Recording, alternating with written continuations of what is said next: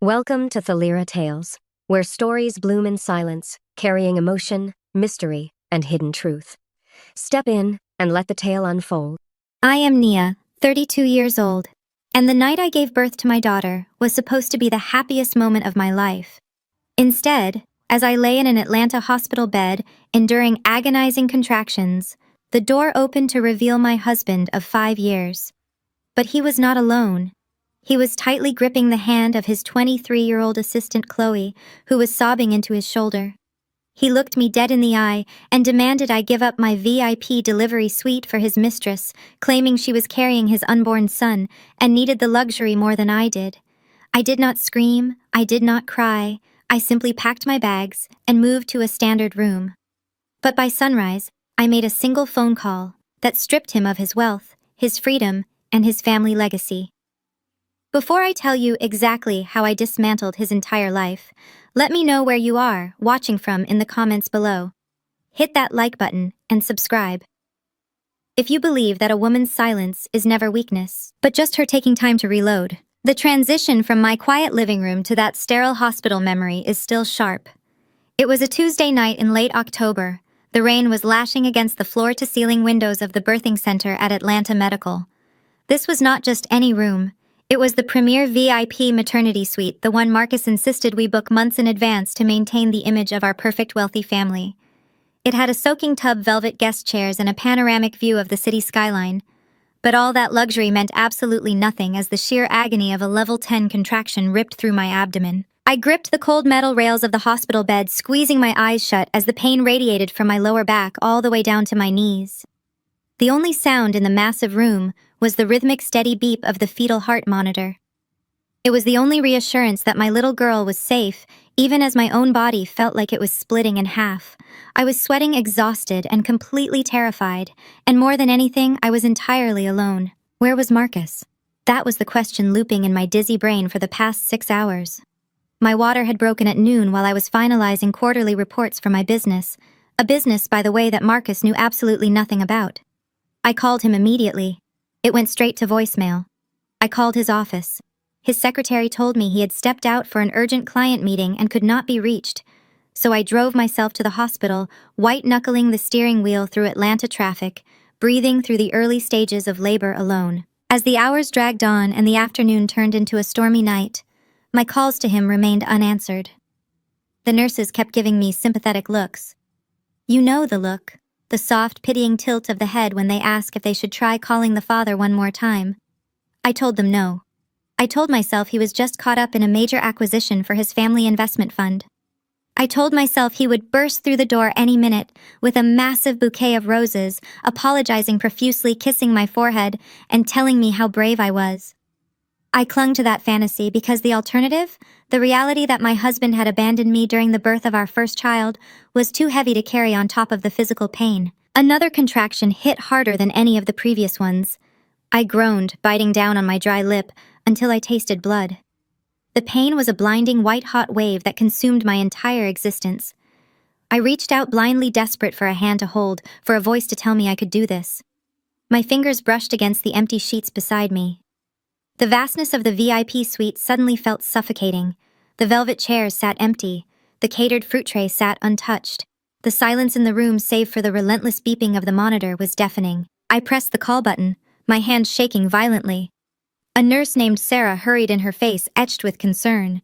She checked my vitals and told me I was dilating quickly. It was almost time. She asked again if there was anyone she could call. A sister, a friend, my mother-in-law. Just the thought of Vivian, my mother-in-law, made my stomach turn. She would only use my vulnerability as another reason to point out how unfit I was for her precious son. I shook my head, fighting back tears of sheer exhaustion. I told Sarah I was fine. I could do it alone. Sarah nodded sympathetically, adjusting the IV drip in my arm before stepping out to check on the doctor. Left alone once more, I stared at the ceiling, trying to focus on my breathing. In through the nose, out through the mouth. I visualized my baby girl, imagining her face, promising her that no matter what happened, I would protect her. I was pulling strength from a place deep within my soul, preparing to bring life into this world, completely solo. And then I heard the heavy click of the door handle. My heart leapt into my throat. The pain momentarily faded into the background. I turned my head, forcing my heavy sweat-drenched eyelids to open. I expected to see the doctor in his scrubs, ready to guide me through the final stages of labor. Or maybe, just maybe, Marcus had finally arrived. Maybe he was rushing in still in his custom-tailored suit, breathless and full of frantic apologies. The heavy oak door swung open slowly. The bright fluorescent light from the hallway spilled into my dim, quiet room. It was Marcus. He was standing there in the doorway wearing his custom navy blue suit, looking as perfectly groomed as ever. Not a single hair was out of place. But he was not rushing. He was not apologizing. And his eyes held no warmth, no panic for my well-being. My relief instantly turned into a sickening knot of confusion as my gaze drifted downward. Marcus was not carrying flowers or an overnight bag. His right hand was tightly intertwined with the hand of another woman.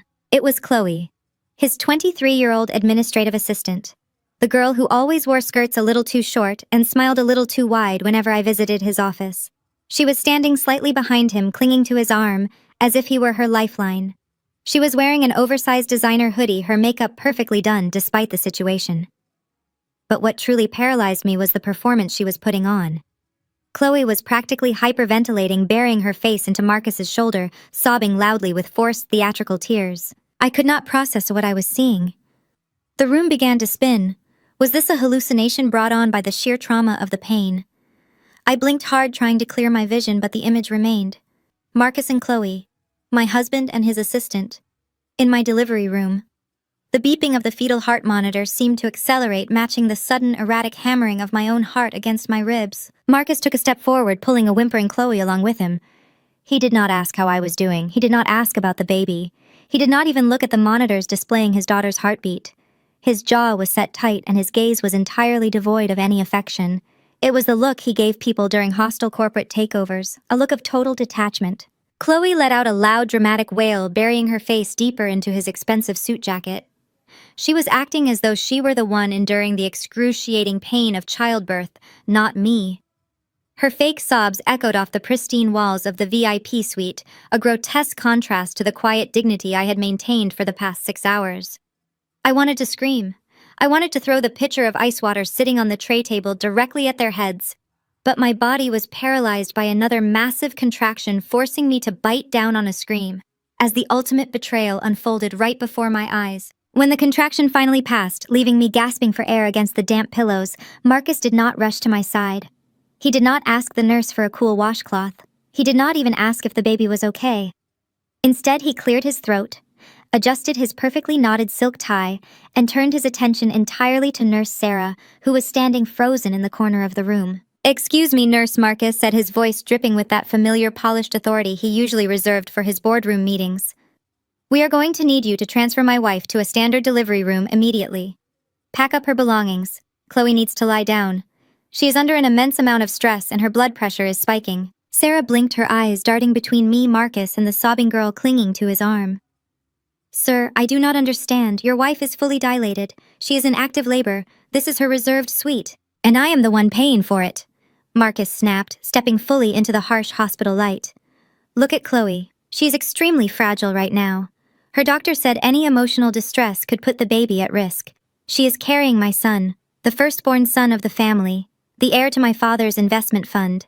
She requires a calm, premium environment." He said it so casually. My son. The words hung in the cold air like toxic smoke. He was announcing his infidelity, his secret life, and his twisted priorities in the exact same breath. He was completely unbothered by the fact that the woman he had been married to for 5 years was currently bleeding and contracting on a hospital bed right in front of him. Chloe peeked out from behind his shoulder, dabbing at her perfectly dry eyes with a tissue.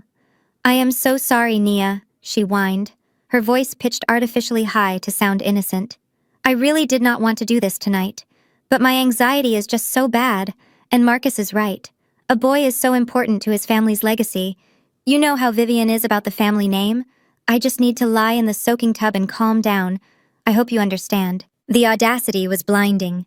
I stared at them, the intense physical pain of labor, momentarily eclipsed by the sheer, unadulterated disrespect being hurled in my face. Marcus finally looked at me. His expression was completely void of guilt or shame. If anything, he looked annoyed that I was taking up space. Do not make a scene, Nia. He warned, his tone patronizing and icy. You are having a girl. It is fine, but you know as well as I do that a daughter does not carry the same weight in my family. My mother has been very clear about the succession line for the firm. Chloe is carrying the boy. She needs the VIP amenities to manage her high-risk state. You grew up sharing a single bathroom with 3 siblings in a cramped apartment. You are tough. You are used to roughing it. A standard room will not kill you. I felt the blood roaring in my ears.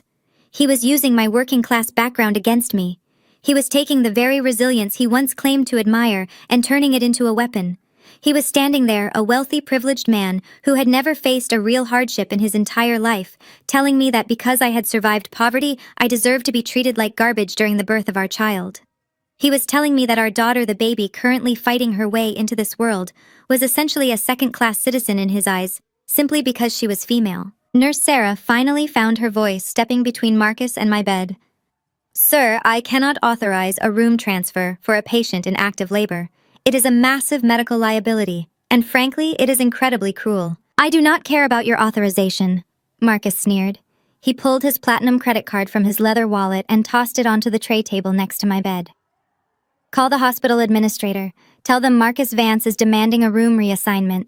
I donate $50,000 a year to this hospital's charity gala. I expect premium service for the mother of my son. Move her now. Chloe let out another exaggerated whimper, leaning heavily against Marcus and rubbing her completely flat stomach under the oversized hoodie. My stomach hurts, baby, she cooed. Please just make them give me the bed. The lighting in the hallway is giving me a severe migraine. I watched them. The cheating husband and his entitled mistress. I watched him rub her back, offering her the tenderness, validation, and protection he had completely withdrawn from me. For 5 years, I had endured the microaggressions from his family. I had sat quietly through elite dinner parties, while his mother Vivian made passive-aggressive comments about my public school education. I had tolerated his sister Jada's snide remarks about my hair, my clothes, and my supposed lack of pedigree. I had swallowed it all, believing that Marcus and I were a team, that our love was a solid shield against their elitist toxicity. But this was the ultimate revelation. Marcus was not protecting me from his family. He was exactly like them. He viewed me not as an equal partner but as a stepping stone he had outgrown. And now that he had found a younger, more compliant woman who was supposedly giving him the male heir his fragile ego desperately required, I was completely disposable. The rage building inside me was volcanic. It was a dark, consuming fire that demanded I rip the IV from my arm, lunge across the room, and tear the custom suit right off his back. I wanted to scream until my throat bled. I wanted to shatter the crystal water pitcher against the wall. I wanted to make them feel a fraction of the agony that was currently tearing my body apart from the inside out. I could practically feel the heavy anticipation in the room. Nurse Sarah was bracing for the explosion. They were waiting for the hysterical, screaming wife. They were waiting for me to break down and beg for my dignity. But as another massive contraction began to build at the base of my spine, wrapping around my stomach like an iron band, a profound and terrifying clarity washed over me. If I screamed, I would be the crazy, hormonal, jealous wife. If I fought him right now, I would be putting my daughter's safe delivery at risk by elevating my heart rate. And more importantly, if I reacted with explosive rage, I would be showing Marcus my cards. I would be letting him know exactly how deeply he had wounded me. Marcus did not know that the $50,000 he donated to this hospital was absolute pocket change compared to the silent investments I had made over the last 3 years. He did not know that the platinum credit card he just threw on the table was tied to an account I had already begun monitoring for corporate fraud. He thought I was just a terrified dependent wife from the wrong side of the tracks who would cry and plead for his attention. I took a deep, shuddering breath, locking my eyes entirely on his. The silence in the room grew heavy, thick, and suffocating. Nurse Sarah looked at me, her eyes pleading for me to fight back, her hand hovering near the emergency call button, ready to summon security and have them thrown out. Chloe stopped faking her tears, suddenly unnerved by my complete lack of reaction. Marcus shifted his weight, his arrogant facade slipping just a fraction as he waited for my inevitable breakdown. But the breakdown never came. The breakdown never came. Instead, I waited for the peak of the contraction to ebb, focusing entirely on the slow, deliberate release of my breath. I uncurled my fingers from the cold metal bed rails. I did not look at Chloe. I did not look at the platinum credit card glinting offensively under the harsh hospital lights. I looked solely at Marcus. Give her the room, I said. My voice was not shaking. It was not thick with tears. It was completely flat, an eerie hollow sound that seemed to suck the remaining oxygen right out of the air. Nurse Sarah stared at me, her mouth slightly open in protest. "Naya, you do not have to do this," she whispered, stepping closer to my bed. "Medical protocol dictates that we prioritize the patient in active labor. I can have security escort them out right now. Just say the word." I shook my head slowly, never breaking eye contact with my soon-to-be ex-husband. I said, "Give her the room, Sarah. If the father of my child believes his assistant requires a soaking tub more than his wife does, then let them have it. I will not share a space with a man who carries the stench of betrayal." Marcus narrowed his eyes. For a split second, I saw a flicker of unease cross his perfectly manicured features. He had come geared up for a massive screaming match. He had braced himself for tears, for begging for the chaotic emotional display he always associated with women. My absolute compliance threw him off balance. But his monumental ego quickly paved over his confusion. He let out a dismissive scoff, wrapping his arm tighter around Chloe. "See that you hurry up," Marcus said to the nurse, completely ignoring my insult. "Chloe needs to lie down immediately, and make sure housekeeping changes those sheets." Chloe peeked out from behind his expensive lapel, offering me a tight, victorious little smile. It was the smile of a girl who thought she had just conquered the world. She thought she had won the ultimate prize. A wealthy man, a luxury hospital suite, and a guaranteed spot in the affluent Vance family. She had no idea she had just boldly claimed a front row seat on the Titanic, and I was the one holding the iceberg. "Thank you, Nia," Chloe whispered, her fake crying miraculously vanishing. "You are being so reasonable about this. I know it is hard, but it is what is best for the family." I did not grace her with a response. Slowly, agonizingly, I pushed myself up from the mattress. The physical pain of the labor was still tearing through my body, but it was now heavily insulated by a freezing, calculated rage. I swung my legs over the side of the bed. Nurse Sarah immediately rushed forward, wrapping a supportive arm around my waist, glaring daggers at Marcus as she helped me stand. My hospital gown clung to my sweating skin. Every step felt like walking on broken glass. But I refused to ask for a wheelchair. I refused to let Marcus see me crumble. I leaned heavily on Sarah, gripping my small overnight bag in my free hand. As I shuffled toward the door, I passed within inches of Marcus and his mistress. I did not shrink away. I stopped tilting my head just slightly to look at him one last time as his wife. He looked back, his expression a mask of cold impatience, waiting for me to clear the doorway so he could claim his stolen throne. "Enjoy the suite, Marcus," I said softly, the words sliding off my tongue like smooth ice. "Make sure you get comfortable." I did not wait for his reply. I turned and walked out into the brightly lit hallway. Every step I took away from that VIP suite was a step toward my liberation. The walk to the standard maternity ward was a blur of fluorescent lights, passing medical carts, and the squeaking of rubber soles on linoleum floors. My body screamed in protest with every inch I moved. The contractions were coming faster now, leaving me breathless and dizzy. But I kept my head high. I refused to stumble. I refused to let anyone see me as the tragic victim of a cheating husband. Sarah guided me into a cramped, sterile room at the far end of the corridor. It was a fraction of the size of the VIP suite. The walls were painted a dull, lifeless beige. There was no soaking tub. There was no panoramic view of the Atlanta skyline. There was only a narrow, mechanical bed, a single plastic guest chair that looked like it belonged in a cheap motel, and a standard heart monitor. It was the exact type of room Marcus's elitist mother Vivian would turn her nose up at. It was the type of room they believed I belonged in. But as Sarah helped me onto the stiff, unforgiving mattress, I felt an overwhelming sense of power. I was no longer breathing the same air as the man who had just destroyed our family.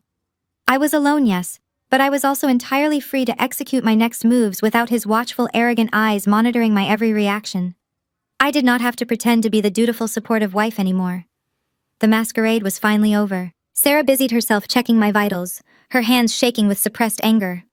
"I cannot believe you let him do that," she muttered, adjusting the blood pressure cuff on my arm.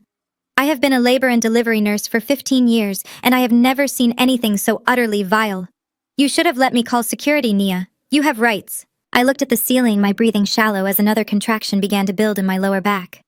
"I know I have rights, Sarah," I whispered, gripping the scratchy hospital blanket. "But sometimes you have to give your enemies exactly what they want, so they do not realize they are walking straight into a trap." She paused, looking at me with a mixture of confusion and deep concern. I closed my eyes, letting the pain wash over me, converting every ounce of that physical agony into pure, unadulterated focus. Marcus thought he had just asserted his dominance. He thought he had put me in my place, reminding me that I was nothing without his name and his money.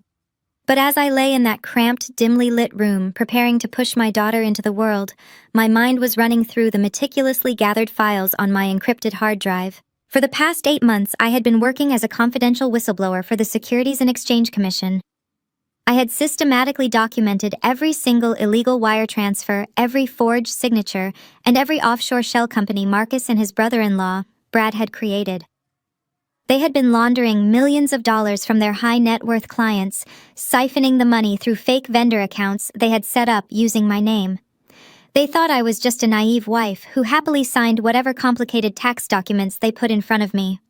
They thought I was the perfect, uneducated scapegoat from the wrong side of town who would blindly trust her sophisticated husband and his corporate lawyer brother-in-law. They did not know that the quiet, compliant woman they had been mocking for 5 years was the anonymous founder and CEO of a highly successful luxury maternity brand.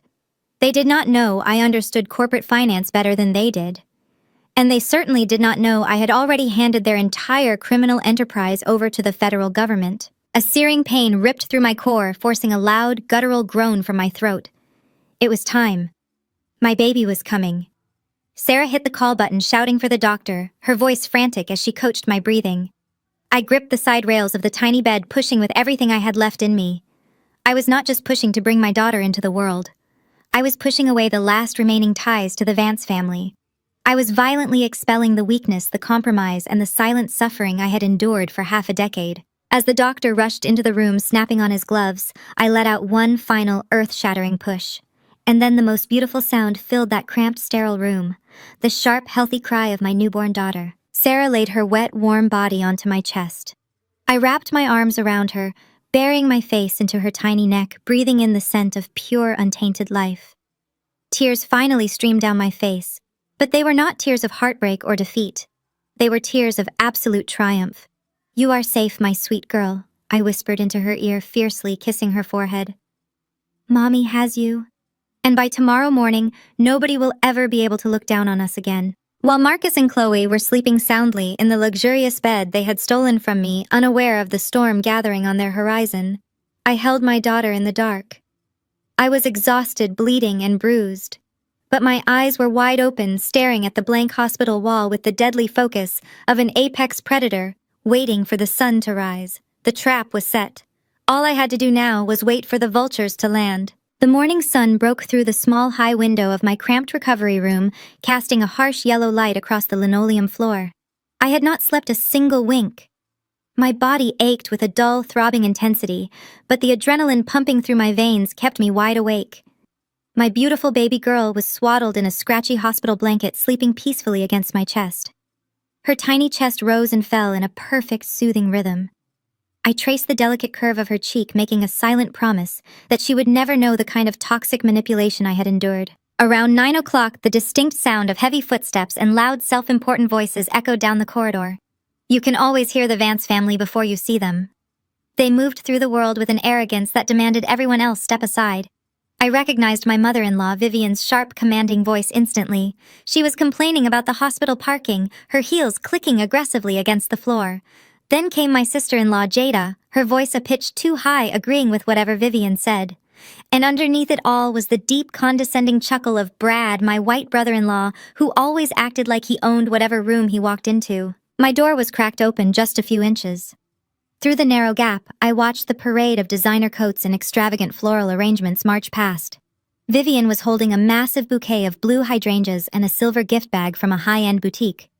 Jada was carrying a ridiculous tower of blue balloons. They walked directly past room 314, my room, the room where the wife of 5 years had just delivered a child. They did not even break their stride. They did not pause to peek inside. They did not ask a single nurse where Nia was. I was entirely invisible to them. A few moments later, I heard the heavy oak door of the VIP suite swing open down the hall. The resulting chorus of cheers and exaggerated cooing made my stomach turn. "Oh my goodness, look at our precious boy," Vivian practically shrieked. Her voice, usually so measured and critical, was dripping with absolute adoration. I heard Marcus laugh, a proud, booming sound that he had never once directed toward me.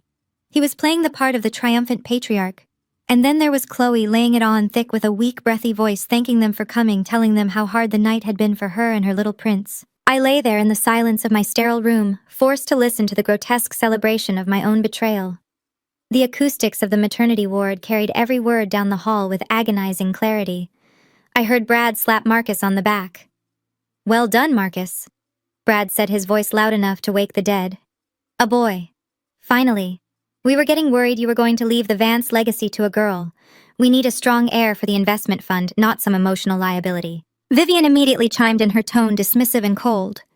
"Well, thank goodness Chloe understands the importance of succession, unlike some people who think a last name is just a meal ticket."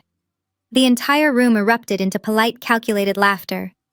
They were laughing at me, while I lay bleeding 50 feet away holding a child that shared their bloodline. They were treating my existence like a failed experiment they had finally managed to clean up. I remembered the first time Vivian invited me to her country club. She had introduced me to her friends as her son's little charity project. She constantly reminded me that growing up on the south side of Atlanta meant I lacked the pedigree to truly understand wealth management. She pushed Marcus to keep our finances separate, convinced I was a gold digger waiting to drain his trust fund. What she did not know was that my e-commerce company was quietly generating triple the revenue of their outdated investment firm. I had hidden my success perfectly, letting them believe their narrative of superiority because it kept them blind to my actual power. And then there was Brad. Brad, the Ivy League lawyer who loved to talk down to me at every family gathering. He loved using legal jargon to make me feel small. He was the architect of the family's offshore accounts, the man who thought he was untouchable. Listening to his loud, arrogant laughter echoing down the hallway, I felt a deep sense of anticipation. Brad thought he had outsmarted the system by putting the shell companies under my name. He thought a black woman with a public school education would never understand the complex tax documents he slipped into my yearly paperwork. He was about to learn a very hard lesson about underestimating the people you exploit. The sheer cruelty of it was breathtaking. Any normal woman would have been crushed. Any normal woman would have buried her face in a pillow and sobbed until she could not breathe. And for a fleeting second, a sharp pang of grief did hit me. Not for the loss of Marcus, but for the family I thought I had married into. I remembered the Thanksgiving dinners, the forced smiles, the way I had bent over backwards to learn their traditions, their favorite recipes, their elitist rules of etiquette. I had starved parts of my own soul trying to fit into their rigid, prejudiced mold, and this was my reward, total erasure. I looked down at my daughter. She stirred in her sleep, her tiny fingers curling tightly around the edge of my gown. She did not need their conditional love. She did not need a grandmother who weighed human value based on gender and tax brackets. She did not need an uncle who viewed women as emotional liabilities. She had me. And I was about to show them exactly what an emotional liability could do to their precious legacy. The contrast between the two rooms was staggering. Down the hall there was warmth, expensive flowers, blue balloons, and the joyous clinking of glasses. In my room there was only the hum of the fluorescent lights and the quiet breathing of my newborn. The nurse Sarah came in to check my vitals. She took one look at my face, then glanced toward the open door where the noise was coming from. Her jaw tightened. She walked over and quietly closed my door, shutting out the worst of the noise. "I am so sorry," Sarah whispered, her eyes shining with unshed tears of secondhand anger. "I have never seen a family act like this. I can call the administrator to have them quiet down." I shook my head, offering her a faint, knowing smile. "Let them celebrate, Sarah. Let them have their morning. Because it is the last good morning they are ever going to have." The celebration down the hall continued for over an hour. I heard the popping of a champagne cork, a clear violation of hospital policy. But of course, the Vance family believed rules were only suggestions for people beneath their tax bracket. I listened as they discussed the trust they were going to set up for Chloe's baby. I listened as they planned a lavish baby shower at the country club. They were completely rewriting their family history, seamlessly slotting a 23-year-old mistress into my place without a single ounce of hesitation. The ultimate isolation was a gift. It stripped away any lingering doubt I had about what I needed to do. If they had shown even a fraction of empathy, if Vivian had poked her head in to check on her granddaughter, I might have felt a twinge of guilt about the federal trap I was about to spring on them. But their blatant disregard erased every last drop of mercy in my heart. They had made their choice. They had drawn the battle lines. They wanted to cast me out into the cold. I took a deep breath, the sterile hospital air filling my lungs. The sun was fully up now. The morning was bitter cold and undeniably clear. The waiting was almost over. Just as that thought crossed my mind, the heavy wooden door to my room swung open without a single knock. No polite inquiry to see if I was decent. No gentle knock to avoid waking a sleeping infant. Vivian stepped over the threshold like a military general surveying a newly conquered territory. She was dressed impeccably, wearing a tailored cream-colored Chanel suit that likely cost more than the entire medical bill for my delivery. Her hair was perfectly sprayed into an unmovable helmet of generational wealth, and the heavy, expensive scent of her designer perfume immediately choked the sterile hospital air. She did not look in the plastic bassinet beside my bed. She did not look at the tiny swaddled bundle resting peacefully against my chest. Her eyes, cold and aggressively calculating, locked directly onto mine. For a woman who spent every Sunday morning sitting in the front pew of Atlanta, U.S. most exclusive megachurch, claiming to value family and faith above all else, she was completely indifferent to the fact that her own flesh and blood granddaughter was breathing softly just 2 feet away. To Vivian, the child in my arms was not family. She was an inconvenience, a mistake that needed to be erased. Without offering a single word of greeting, Vivian marched straight to the foot of my cramped hospital bed. She aggressively unclasped her designer handbag, pulled out a thick stack of legal documents bound in a heavy dark blue folder, and tossed it onto my blankets. The heavy thud of the paper hitting my legs made me flinch slightly, but I quickly composed my face, tightening my grip on my daughter. "I am not going to waste time with pleasantries, Nia," she said, her voice sharp, precise, and dripping with condescension. "You know exactly what that is. Marcus has retained the best divorce attorneys in the state. The papers have been drafted, expedited, and are ready for your signature right now. I suggest you find a pen immediately." I looked down at the blue folder lying on the scratchy hospital blanket, feeling a strange, absolute calm wash over me. This was it. The mask was entirely off. I looked back up at her, keeping my voice perfectly level and quiet so I would not wake the baby. "You are evicting me from the family before I have even been officially discharged from the maternity ward, Vivian. That is incredibly efficient even for you." Vivian let out a dry, humorless laugh that did not reach her eyes. "Do not play the tragic victim with me. We both knew this day was coming from the moment Marcus brought you to my house 5 years ago. You never fit in. You tried your absolute best to play dress-up, buying the right clothes and learning the right table manners, but you can never wash off the South Side. You do not have the pedigree." She began to pace at the foot of my bed, launching into a vile monologue drenched in the toxic respectability politics she worshipped. "My son is a Vance," she declared, her chin tilted high. "He is the managing director of a legacy investment fund. He needs a wife who understands the social obligations of our elite circle. A wife who knows how to host a charity gala without needing a crash course in basic etiquette. He needs a woman whose family background actually brings value to our brand. And more importantly, he needs an heir." She stopped pacing and pointed a manicured finger toward the hallway, gesturing in the direction of the VIP suite. "Chloe is young, yes. She lacks polish, but she is adaptable. She comes from a respectable suburban family, not some cramped apartment, and she is giving this family a son. You gave us a girl who will eventually marry and lose the Vance name anyway. You have served your purpose, Nia. You proved that Marcus was charitable enough to try and elevate someone from your background, but the charity experiment is officially over. It is time for you to pack up and go back to wherever it is people like you belong." The sheer concentrated venom in her words was astounding. She was reducing my humanity, my 5 years of absolute loyalty to her son, and the life of my newborn daughter to nothing more than a failed social experiment. She genuinely believed that because I did not come from generational wealth, I was intellectually and morally inferior. She thought her money and her country club memberships gave her the supreme right to dictate my worth. What if I refused to sign it? I asked, my voice barely above a whisper, keeping my expression entirely blank. What if I decide to take Marcus to court and fight for half of everything he built during our marriage? Vivian took a sudden step closer, her eyes flashing with absolute malice. She leaned over the foot of the bed, invading my personal space, her voice dropping to a menacing theatrical hiss. "You will not fight him because you have absolutely nothing to fight with. My son-in-law Brad has already secured the family assets. Your joint accounts were frozen at midnight last night. Your credit cards will be declined by lunchtime today. You do not have the capital to hire a paralegal, let alone a corporate law firm capable of going up against our people." She reached out and forcefully tapped her perfectly polished nail against the thick stack of divorce papers on my lap. "I am offering you a small, generous severance package in those pages because I do not want the public relations nightmare of my son's ex-wife ending up in a homeless shelter. Take the deal. Sign it before you do not even have a dime left to buy formula for this little girl." There it was.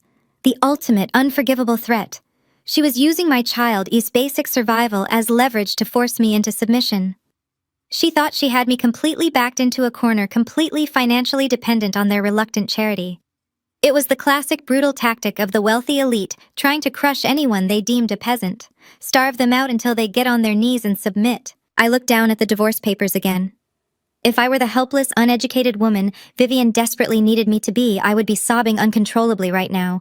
I would be begging her for mercy, pleading for a few $1,000s just to keep the lights on in a tiny apartment somewhere.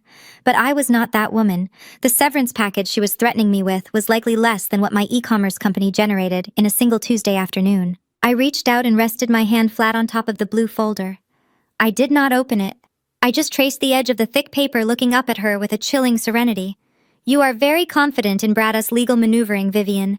You really trust him to handle all of the family U.S. money and secure those accounts. Vivian stood up straight, proudly brushing an invisible piece of lint off her Chanel jacket. Brad is brilliant. He went to Harvard Law. He understands exactly how to protect wealth from people who try to leech off of it. He has ensured that every single dollar Marcus earned is completely untouchable by you. So stop stalling. I want that signature before I go back down the hall to celebrate the birth of my actual grandchild. I nodded slowly, letting the silence stretch just long enough to make her slightly uncomfortable. I picked up the folder and placed it gently on the tray table next to my bed. I will look it over, I said quietly. Vivian sneered, clearly annoyed that I had not immediately burst into tears and begged for a pen. Do not take too long. My patience is wearing incredibly thin and my son has a real family to tend to. With that, she spun on her heel and marched out of the cramped room, leaving the door wide open behind her to ensure I could hear the laughter echoing from the VIP suite. She walked away feeling like an absolute conqueror. She had no idea she had just handed me the exact weapon I needed to completely destroy her. Vivian's footsteps had barely faded down the corridor when a new, heavier shadow fell across the doorway of my cramped hospital room. I did not even need to look up to know who it was. The deliberate, heavy thud of expensive Italian leather loafers belonged to only one person in the Vance family. Brad, Jada's husband. The brilliant Ivy League-educated corporate attorney who loved nothing more than reminding everyone else in the room exactly how smart he was. He did not knock. He simply stepped into the room, pushing the door halfway shut behind him to muffle the sounds of the celebration still echoing from the VIP suite. Brad leaned casually against the beige hospital wall, crossing his arms over his tailored gray suit.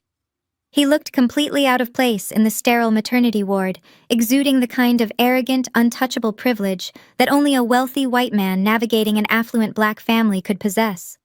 He thrived on being their legal savior, the architect of their generational wealth, and he wielded that power like a loaded weapon. He let out a slow, patronizing sigh, looking at me with an expression of exaggerated pity.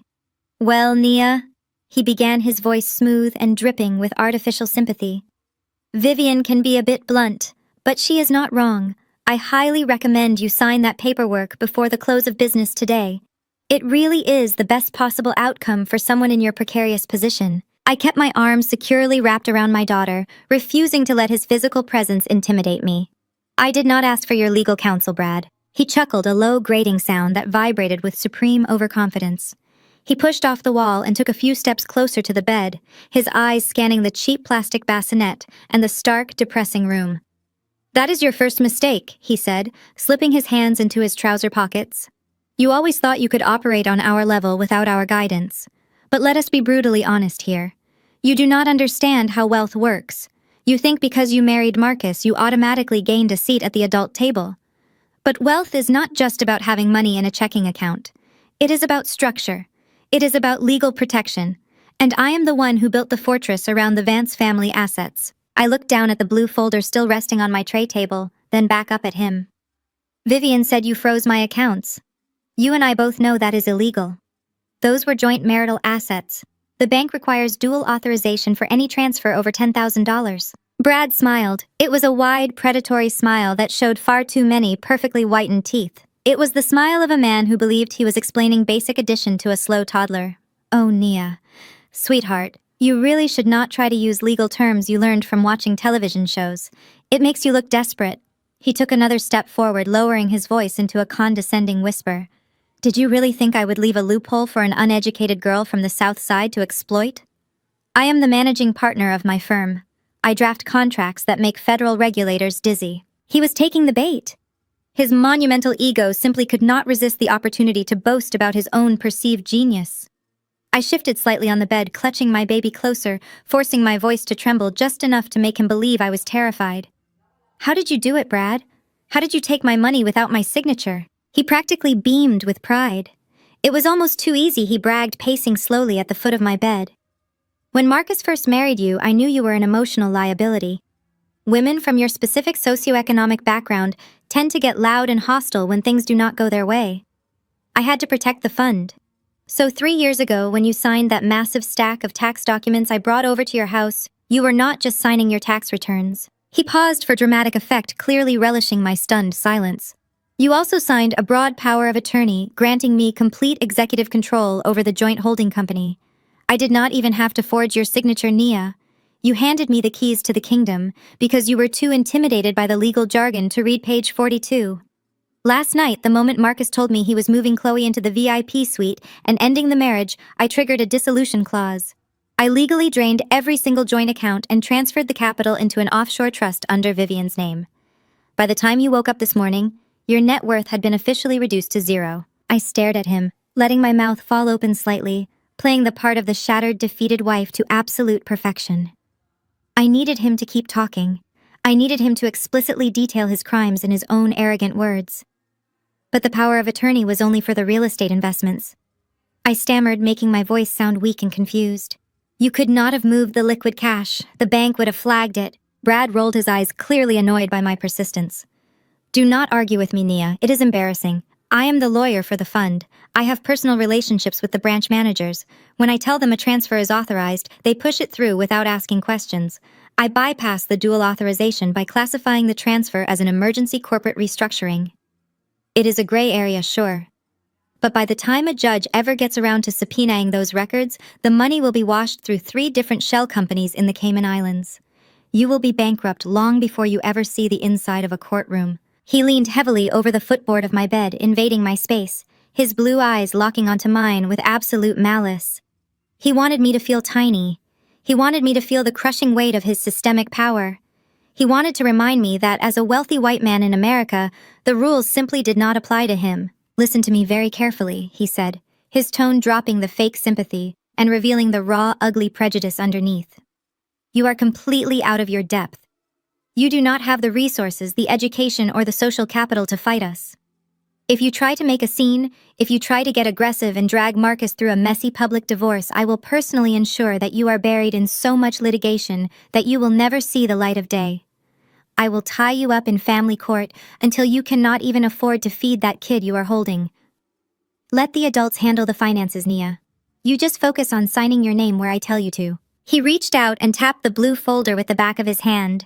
"Take the severance package, sign the papers. Walk away quietly, and maybe I will let you keep the leased car so you can drive yourself back to whatever miserable neighborhood you crawled out of. Do not try to be the angry black woman fighting a system she does not understand.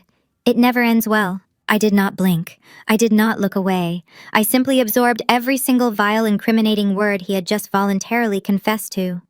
He had just admitted to financial fraud, wire fraud, and abusing a power of attorney to embezzle marital assets. He had just handed me a golden confession on a silver platter, completely unaware that his own hubris was the very weapon I was going to use to destroy his entire life. "I am not signing anything right now, Brad," I said quietly, keeping my face entirely devoid of emotion. Brad let out a harsh, mocking laugh. He stood up straight, adjusting his expensive tie, looking at me like I was a stubborn insect he was about to step on. "Suit yourself. But remember this conversation when your credit cards start declining at the grocery store. I am the fund's lawyer. You cannot beat me, sweetheart. Know your place." With that final sickening piece of advice, he turned his back on me and walked out of the room, leaving the door ajar, just like Vivian had. He walked back down the hallway toward the VIP suite, ready to drink champagne and celebrate his brilliant legal victory. He thought he had just delivered the final fatal blow to a helpless woman. He had absolutely no idea that he had just signed his own federal arrest warrant. "Wait. Brad, please." The words tore from my throat, deliberately pitched to sound frantic and entirely broken. He had just stepped over the threshold, his hands still resting on the heavy wooden door handle. I knew a man with a god complex like Brad could never resist the sweet sound of total surrender. He paused, his broad shoulders dropping into a relaxed, victorious posture before he slowly turned back around. He leaned against the doorframe, raising one perfectly groomed eyebrow, waiting for me to beg. I forced my hands to tremble visibly against the scratchy hospital blanket. I pulled my daughter closer to my chest, widening my eyes to project the image of a terrified, cornered animal. "You said you used the power of attorney to drain our joint accounts," I stammered, letting my breath hitch artificially. But there was not that much liquid cash left in our personal accounts. Marcus just bought that new sports car last month. To fund an offshore trust in the Cayman Islands that generates the kind of interest you are talking about, you would need millions. Where did the rest of the capital come from? You moved your client's money, did you not? Brad let out a heavy theatrical sigh, shaking his head, as if he were dealing with a particularly slow child. He took 2 steps back into my cramped room, completely unable to pass up the opportunity to flaunt his own criminal genius. He thrived on feeling superior, and my feigned panic was the exact fuel his ego required. "You really should stop trying to do the math, Nia," he said, a cruel smirk spreading across his face. "It is going to give you a headache. But since you are so morbidly curious about how the adults handle high-level finance, I will humor you. You are right. Your little joint checking account was pennies. It was barely enough to cover the private jet fees for Vivian last year. The real capital came from the Vance Family Investment Fund." I gasped softly, playing my part to absolute perfection. "But that is illegal," I whispered, shrinking back against the hospital pillows. "That is embezzlement. If the federal regulators audit Vivian U.S. new offshore account and see client funds mixed with our marital assets, she could go to federal prison. You could all go to prison." Brad threw his head back and laughed. It was a loud, booming sound that bounced off the stark beige walls of my room. It was the laugh of a man who firmly believed he was entirely untouchable by the laws that governed regular people. "Nobody is going to prison, sweetheart," he sneered, stepping closer to the bed and pointing a finger at me. "Because my fingerprints are not on a single document. Do you remember that interior design consulting firm you wanted to start 3 years ago? The one Marcus told you was a silly little hobby, but helped you set up the LLC for anyway." My blood ran ice cold, but not from fear. It was the cold, sharp thrill of absolute victory. I knew exactly what he was about to say. I just needed him to say it out loud. I nodded slowly, keeping my eyes wide and fearful. Brad smiled, showing his teeth again. "I took your little LLC and I repurposed it. I created 3 dummy vendor accounts under your company name. For the past 36 months, Marcus and I have been systematically overbilling our highest net worth clients for phantom consulting services. We funneled the excess capital directly into the holding company that bears your name and your social security number. We washed over $12 million through your silly little hobby business." He leaned in close, his expensive cologne mixing with the smell of hospital antiseptic. "And last night, when I triggered the dissolution of your assets, I transferred all $12 million into an untraceable offshore trust. So yes, the fund is missing money. But the paper trail does not lead to me. It does not lead to Marcus. It leads directly to you." He stood up straight, brushing his hands together as if he were dusting off dirt.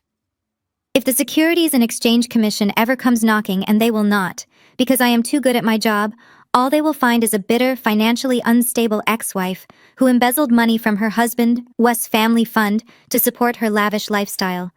You are the fall guy, Nia. You have been the fall guy since the day Marcus put a ring on your finger." The silence in the room was absolute.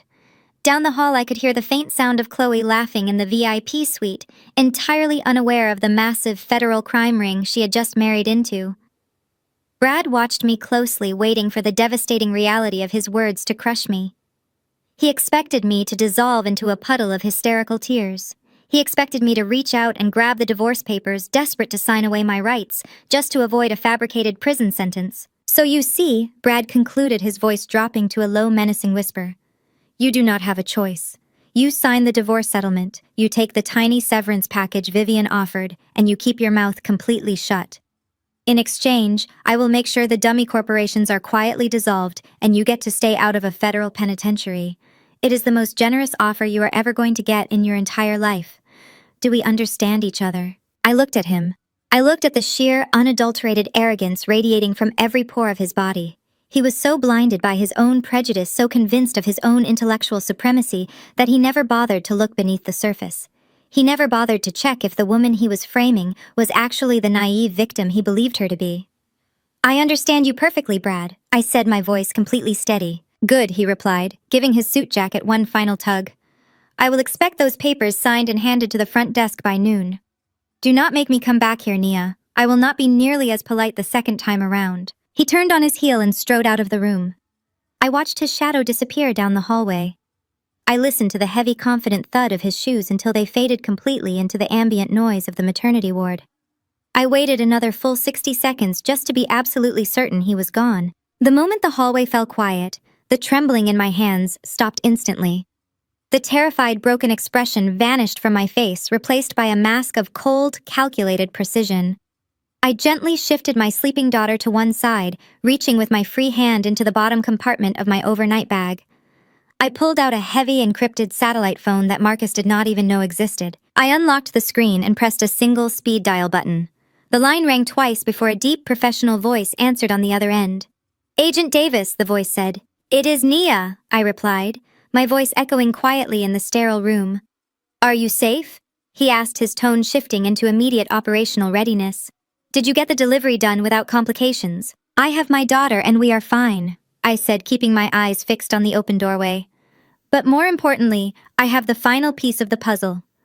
Brad just walked into my hospital room and voluntarily confessed to the entire wire fraud operation.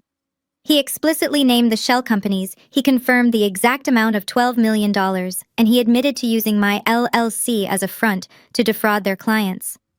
The audio is crystal clear. It is already uploading to your secure server through the hidden microphone in my smartwatch. There was a brief pause on the other end of the line, followed by the sound of fingers flying across a computer keyboard. "I am seeing the audio file come through now," Agent Davis said, a hint of deep satisfaction in his voice.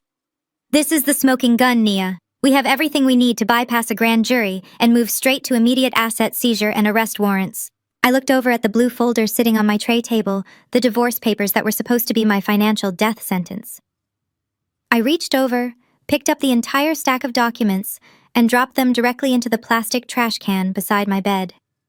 "They are in the VIP maternity suite at the end of the hall," I told him, my voice colder than ice. "They are drinking champagne and celebrating their new heir." "Understood," Agent Davis replied.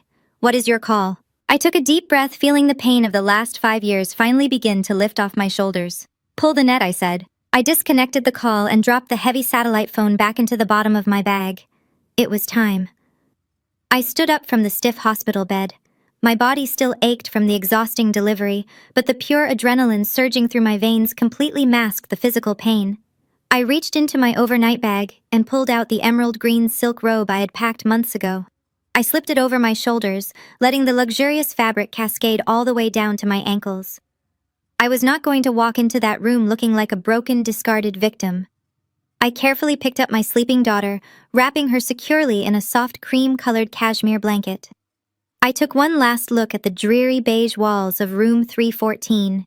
I was never going to be pushed into a corner again. I stepped out into the brightly lit hallway.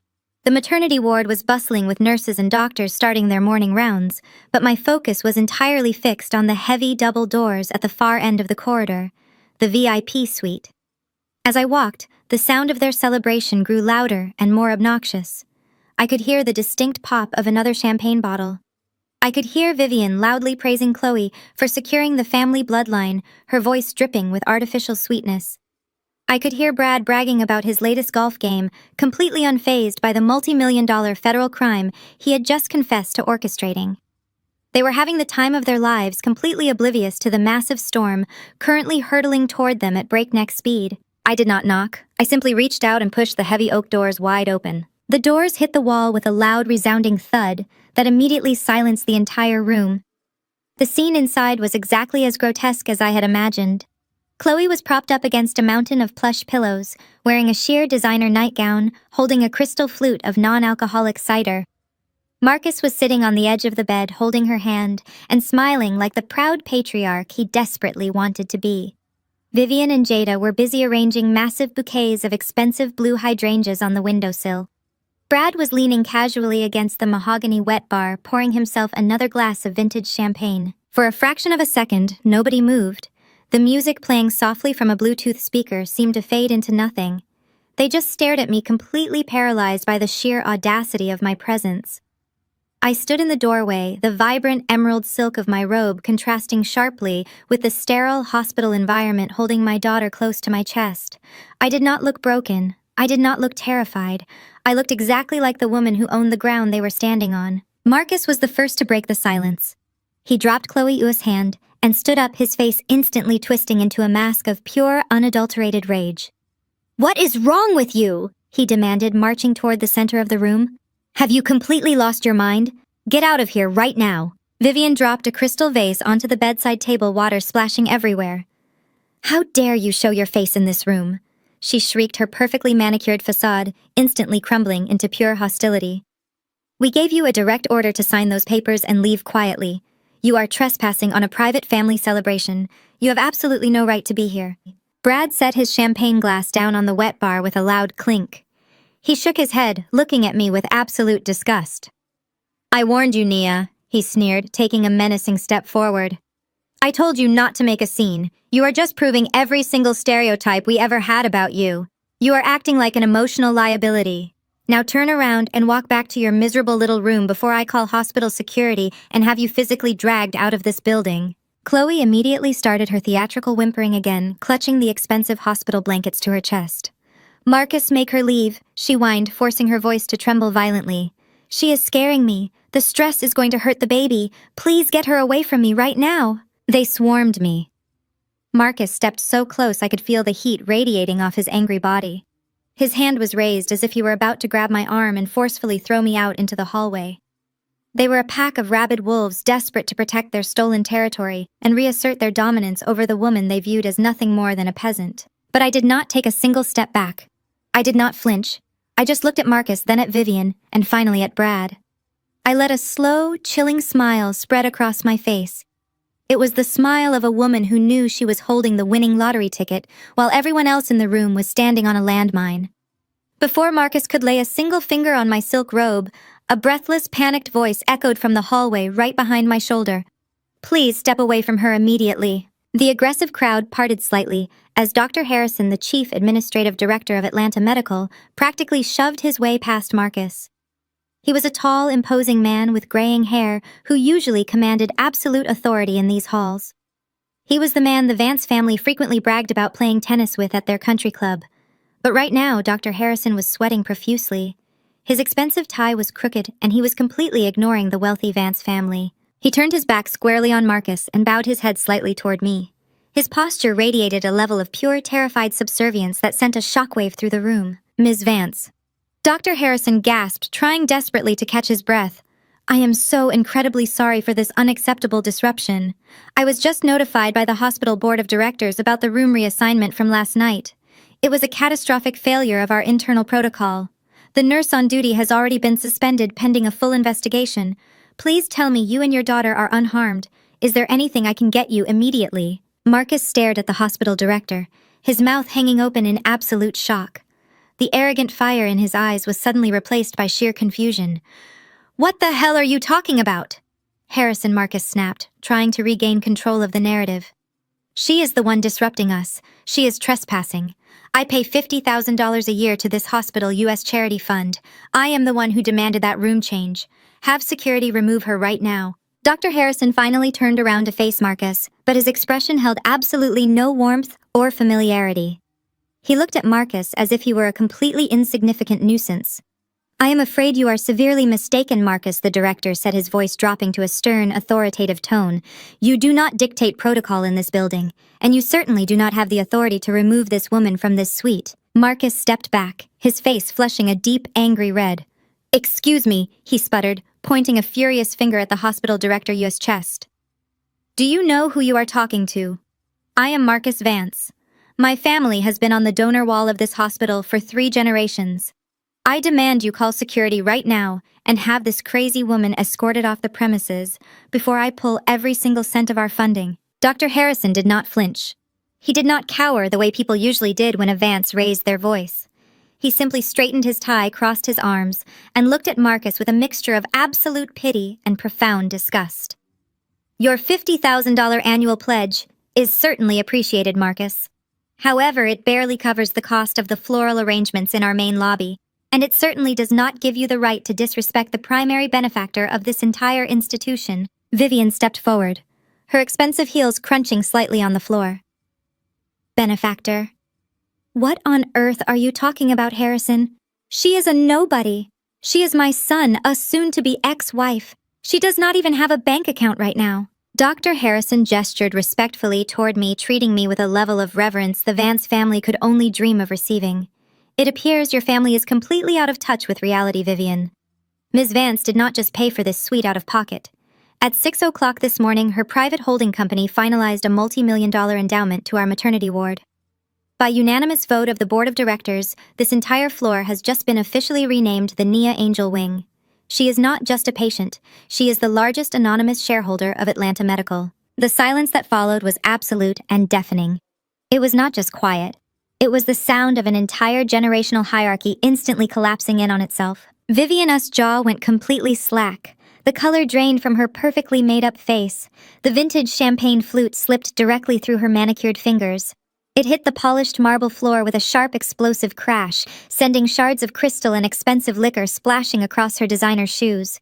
She did not even jump. She just stared at me, her mind short-circuiting as she tried to process the impossible information. Brad was the first to try and claw his way out of the shock. He shook his head violently, his face turning pale as his legal mind desperately searched for a rational explanation. "That is impossible," he stammered, his voice cracking. "I know her finances. I manage her finances. She does not have millions of dollars to endow a hospital wing. I froze her assets last night. This is a scam.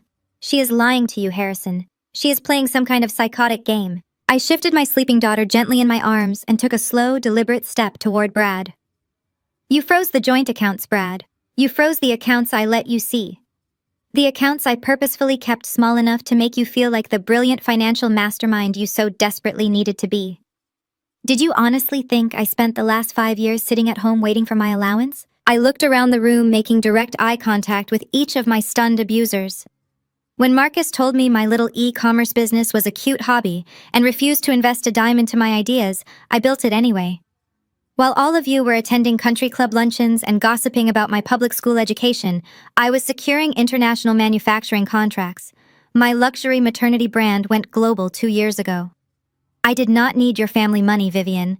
I make more in a single fiscal quarter than your outdated investment fund generates in an entire year. Marcus looked like he had been struck by lightning.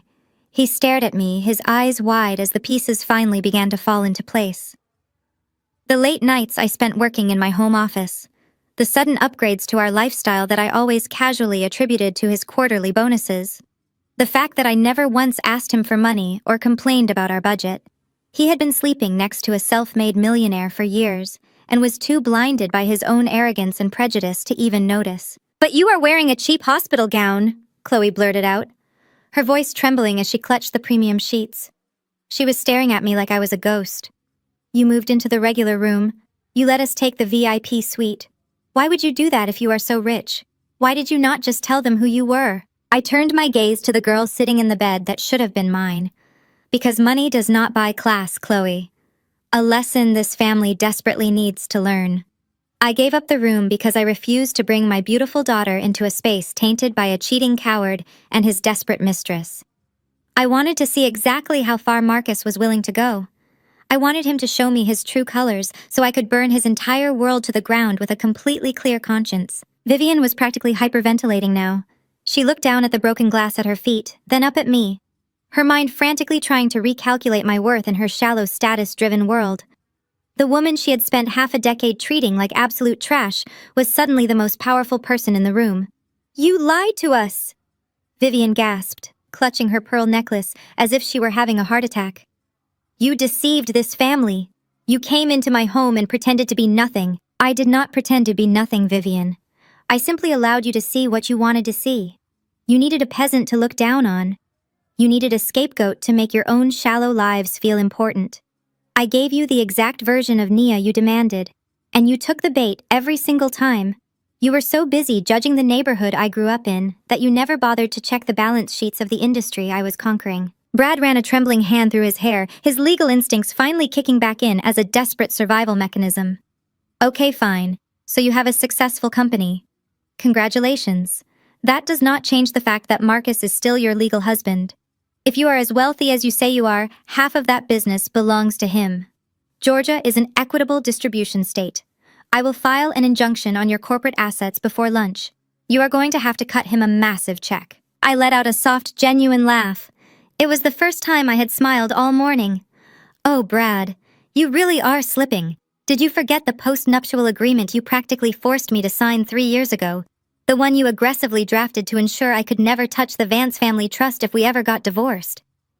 Brad froze, his eyes widening in pure horror. You were so eager to protect Marcus that you included an ironclad clause stating all future businesses created by either party would remain sole and separate property. I reminded him, my voice dripping with sweet satisfaction. You legally walled Marcus off from my entire empire with your own 2 hands. You dug the moat to keep me out, and you accidentally locked yourselves on the sinking ship. Brad's face drained of all remaining color.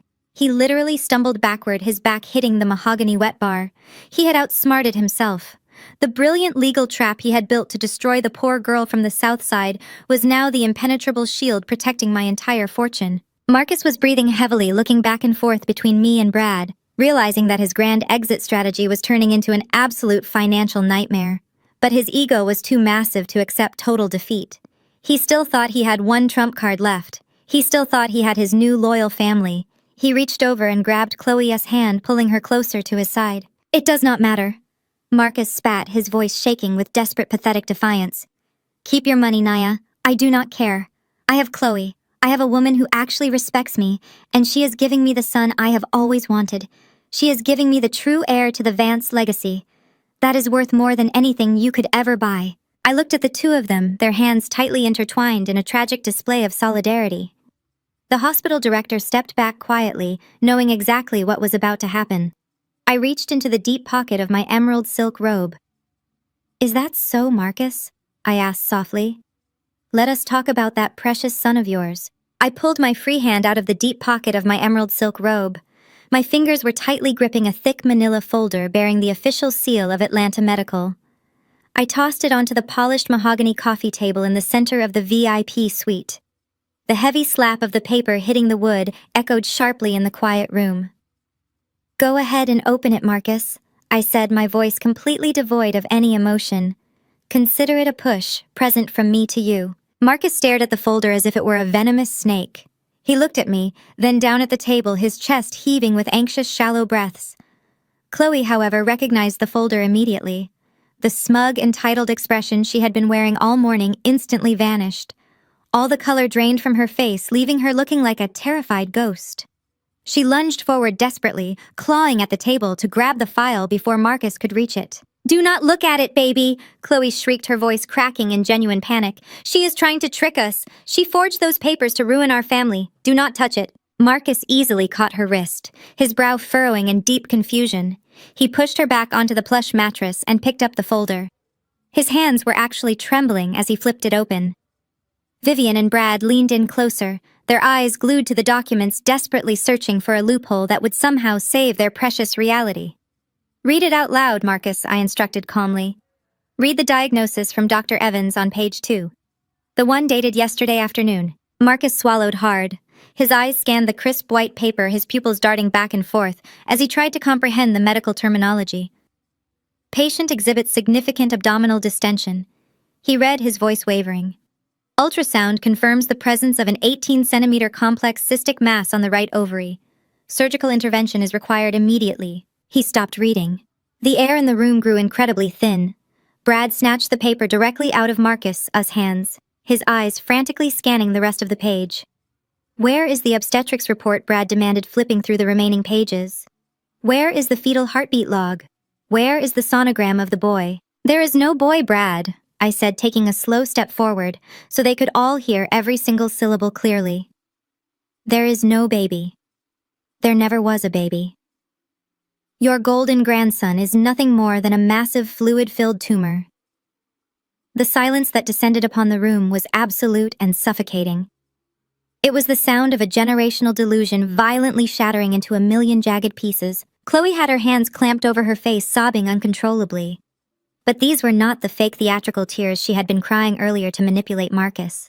These were the panicked, hyperventilating sobs of a cornered criminal who realized the game was entirely over. I looked directly at Vivian, who was swaying slightly on her feet, as if she had just been physically struck. Chloe played you all perfectly, I explained, keeping my tone as casual as if I were discussing the weather. She bought fake sonograms online. She used her medical condition to fake a baby bump. Whenever Marcus wanted to come to a prenatal appointment, she threw a hysterical fit, claiming her stress levels were too high and she needed to see the doctor alone. And you all bought it.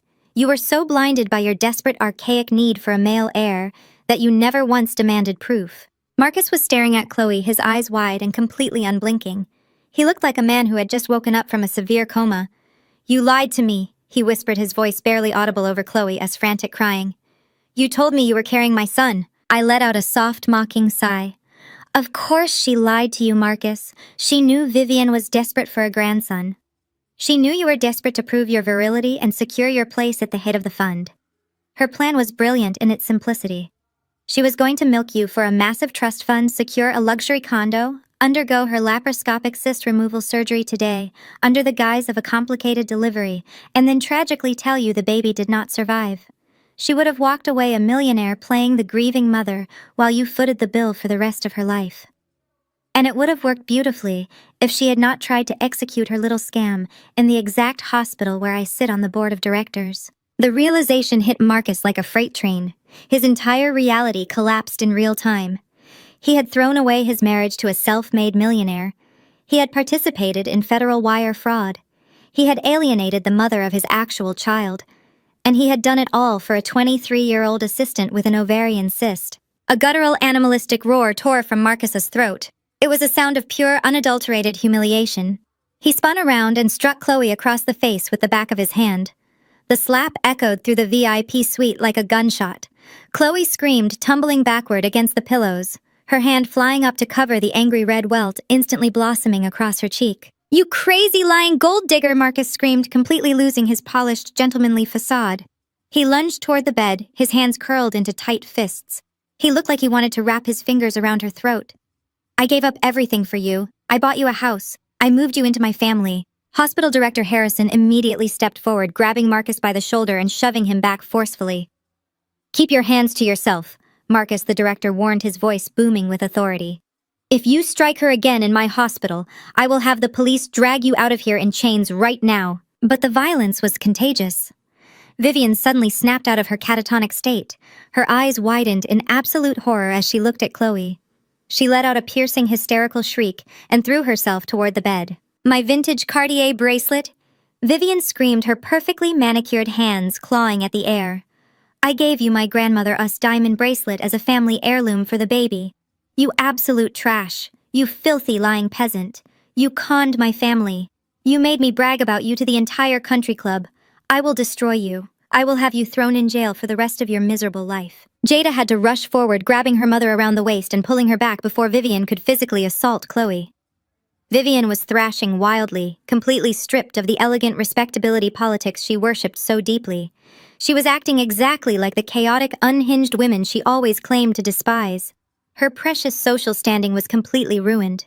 Everyone in their elite social circle would soon know that the mighty Vance family had been swindled by a young administrative assistant with a fake pregnancy. And then there was Brad. Brad was not screaming. He was not throwing punches. He had backed away from the chaos, sliding slowly down the mahogany wet bar until he was sitting flat on the floor. His hands were gripping his hair, his eyes staring blankly at the shards of broken champagne glass scattered across the marble tiles. The magnitude of the situation had finally crushed his arrogant legal mind. He realized that the millions of dollars he had illegally transferred last night were completely gone. The male heir that was supposed to secure the family legacy was a biological illusion. The quiet, compliant wife they had spent 5 years underestimating was a corporate titan who had meticulously engineered their total destruction. There was no way out, no legal loophole, no offshore account that could save him. The Vance family empire was officially reduced to ashes. I stood perfectly still in the center of the room, cradling my beautiful daughter against my chest. She was sleeping soundly, completely undisturbed by the screaming, crying, and violence erupting all around us.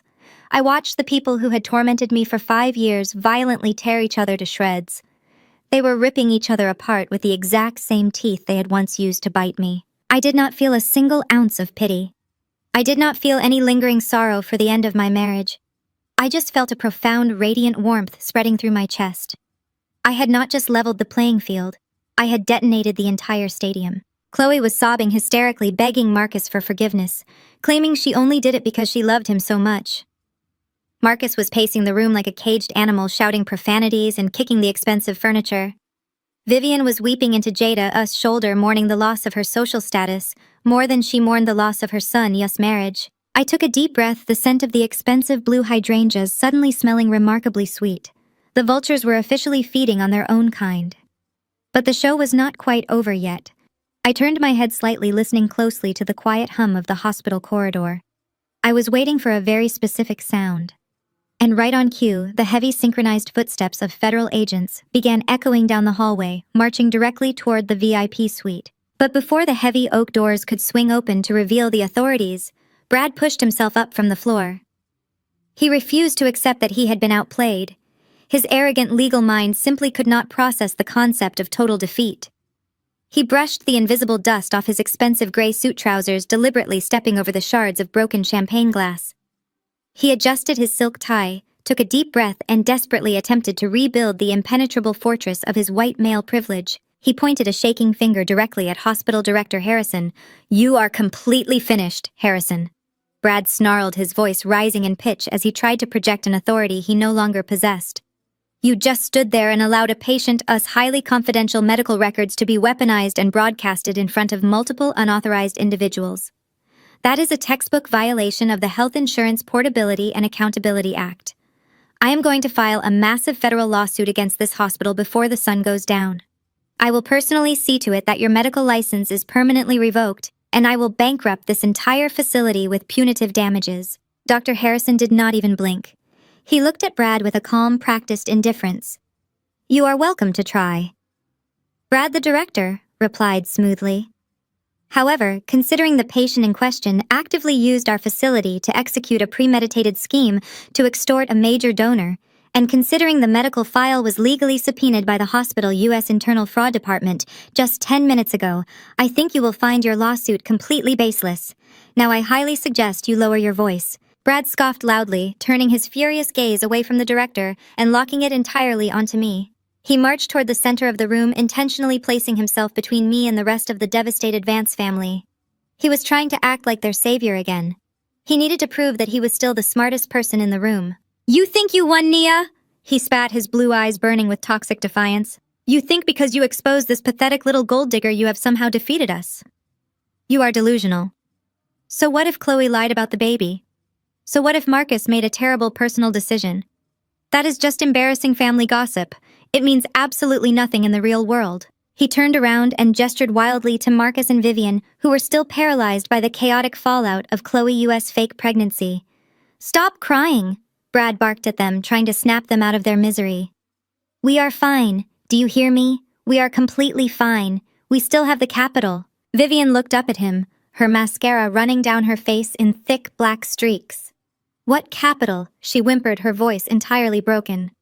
"We are a laughingstock, Brad. Our social standing in Atlanta is completely ruined." "Social standing does not pay the bills," Vivian Brad shouted, completely losing his composed corporate demeanor. "Cash pays the bills. And we have plenty of it."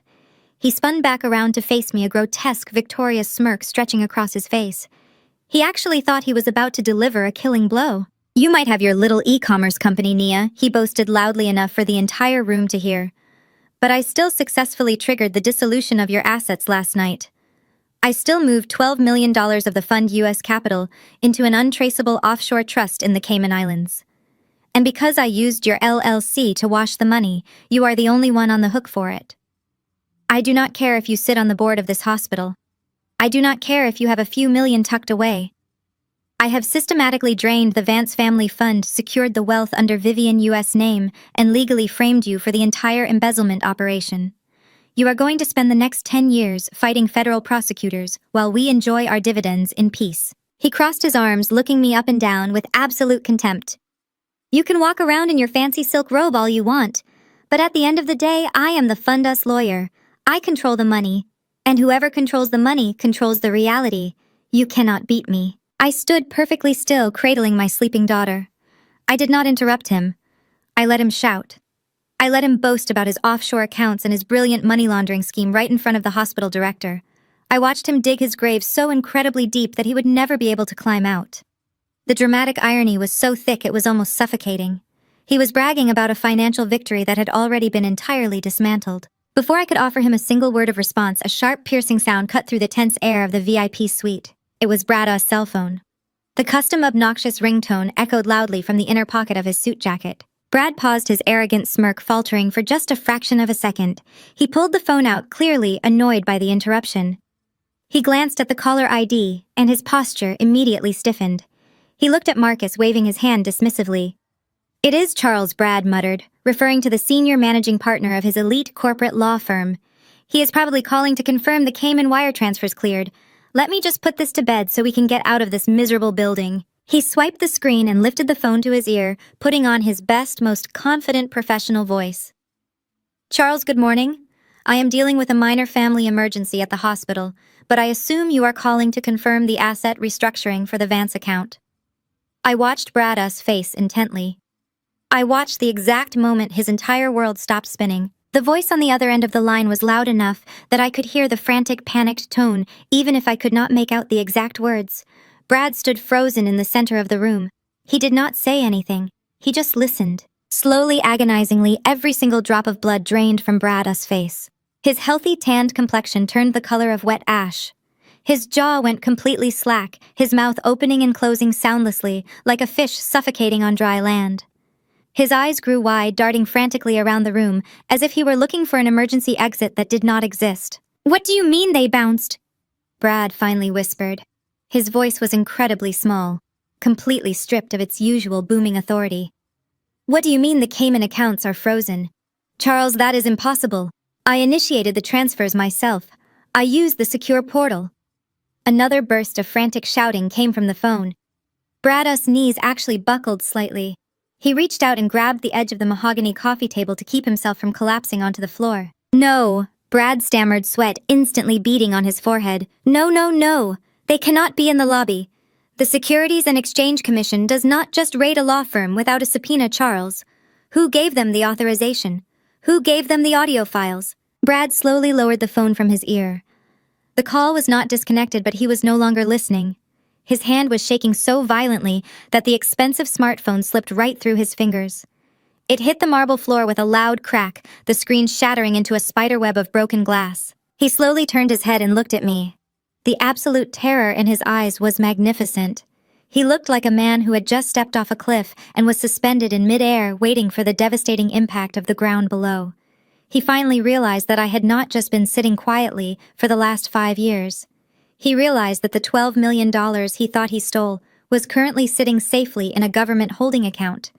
He realized that the conversation we had in my hospital room just 30 minutes ago was the exact audio recording the SEC was currently using to tear his prestigious law firm apart. "You," Brad choked out, his vocal cords barely functioning. "You recorded me." I offered him a slow, chilling smile. "I told you, Brad. I am the one who controls the reality now."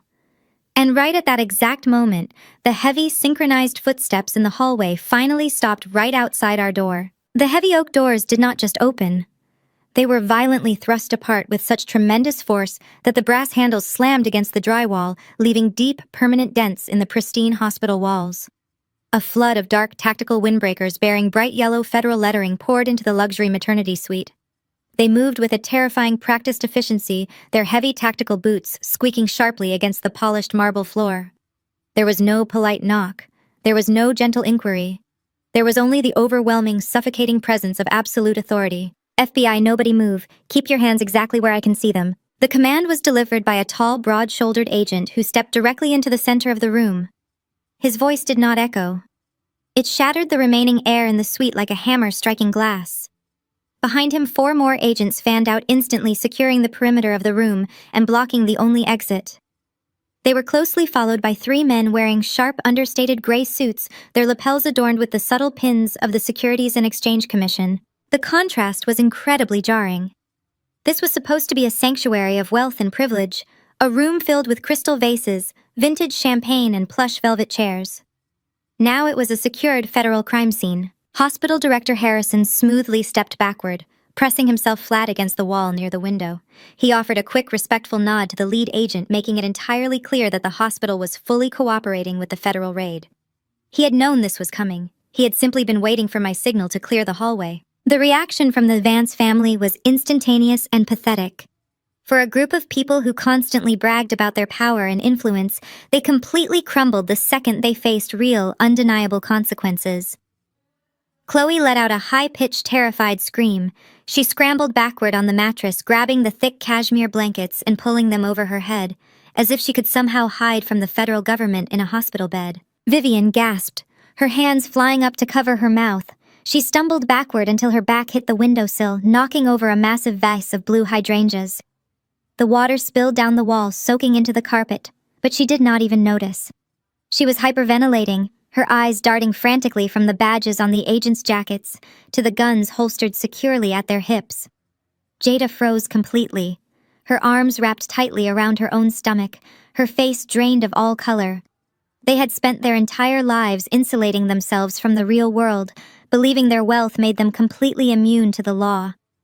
Seeing federal agents standing in their private suite was a reality their privileged minds simply could not comprehend. Marcus Bradley Vance and Bradley Hayes, the lead agent, barked, his sharp eyes scanning the room until they locked onto his targets. "Identify yourselves immediately." Marcus was still standing near the foot of the bed.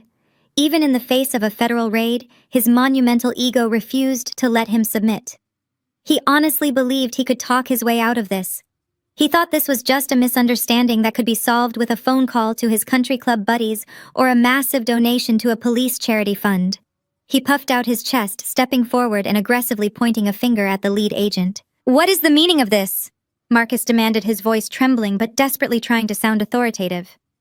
"Do you have any idea who you are pointing your fingers at?" "I am Marcus Vance. This is a private medical suite. My partner just went through a traumatic medical procedure. You have absolutely no jurisdiction to barge in here like common thugs. I demand you leave this room immediately before I call the mayor." The lead agent did not even blink. He did not care about the mayor. He did not care about the Vance family legacy. He reached into his jacket pocket, pulled out a tightly folded piece of paper, and flicked his wrist, allowing the official federal warrant to unfold. "I have a federal arrest warrant signed by a United States district judge," the agent stated, his voice devoid of any emotion. "You are being detained on suspicion of federal wire fraud, money laundering, and conspiracy to commit financial embezzlement. Put your hands behind your back." Marcus froze. The words wire fraud and embezzlement hit him physically, knocking the remaining breath out of his lungs. He finally looked past the lead agent and saw the men in the gray suits, the SEC investigators. The reality of the situation crashed down on him. He slowly turned his head to look at Brad, expecting his brilliant Ivy League-educated lawyer to step in and save them. He expected Brad to start shouting legal jargon, demanding to see the warrant, threatening the agents with massive lawsuits. Brad, Marcus pleaded, his voice cracking with sudden, overwhelming panic. "Brad, tell them they cannot do this. Call the firm. Do something." But Brad did not do anything. Brad was still standing near the mahogany wet bar, his shattered cell phone lying in pieces by his feet. He did not puff out his chest. He did not argue about jurisdiction. He knew exactly what the presence of the SEC meant. He knew that the audio recording I had captured just moments ago was already sitting on a federal server, providing irrefutable proof of his crimes. He knew that the $12 million he had tried to wash through the Cayman Islands had been intercepted. He was a corporate lawyer, and he knew that when the federal government shows up with a signed warrant and SEC investigators in tow, the game is completely over. Brad slowly raised his hands in the air, his shoulders slumped forward in total humiliating defeat. "It is over," Marcus Brad whispered, his voice incredibly hollow. "Just shut up and put your hands up. Do not make it worse."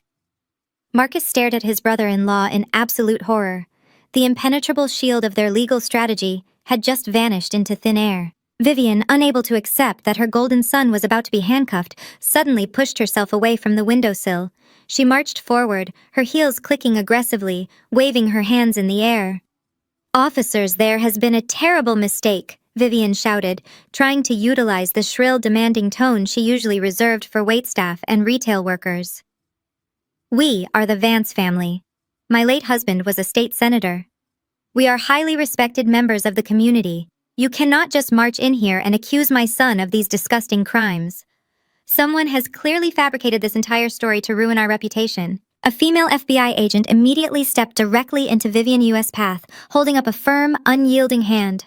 "Ma'am, you need to step back against the wall right now," the agent commanded sharply.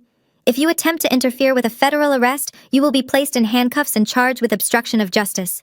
Do not take another step." Vivian stopped dead in her tracks. Nobody had ever spoken to her like that in her entire life. She looked at the female agent, her mouth opening and closing as she tried to find the words to assert her dominance, but she had none left. She slowly backed away, her hands shaking violently, pressing herself against the wall next to a terrified Jada. At that moment, the lead SEC investigator stepped out from behind the FBI agents. He was a tall man with a sharp, intelligent face. He held a secure digital tablet in one hand. I recognized him immediately. It was Agent Davis, the man I had been feeding financial data to for the last 8 months. Agent Davis surveyed the chaotic room, taking in the broken glass, the spilled flowers, and the terrified faces of the Vance family. Then his eyes found me. I was still standing calmly near the doorway, holding my sleeping daughter, entirely untouched by the federal agents who had swarmed the room. Agent Davis offered me a small, respectful nod. It was a silent acknowledgement of a job perfectly executed. Marcus caught the exchange. He looked at Agent Davis, and then he looked at me. His eyes widened as the final devastating piece of the puzzle locked into place. He finally realized that I had not just called the police out of spite. I had not just reported a minor financial discrepancy. I had meticulously orchestrated a massive federal sting operation right under his nose, and I had timed the absolute destruction of his life perfectly to coincide with the birth of his fake heir. Marcus stared at me, his mouth opening and closing as his brain completely misfired. The polished, arrogant executive who had confidently ordered me out of this very room just hours ago was entirely gone. In his place stood a broken, terrified boy who had finally realized he was swimming in an ocean entirely controlled by the woman he thought was a puddle. I took a slow, deliberate step away from the doorway and leaned casually against the pristine wallpaper. I shifted my daughter higher on my shoulder, completely unbothered by the heavily armed federal agents securing the perimeter of the room. 8 months, Marcus, I said. I let the silence hang for a fraction of a second to ensure the weight of those words crushed him properly.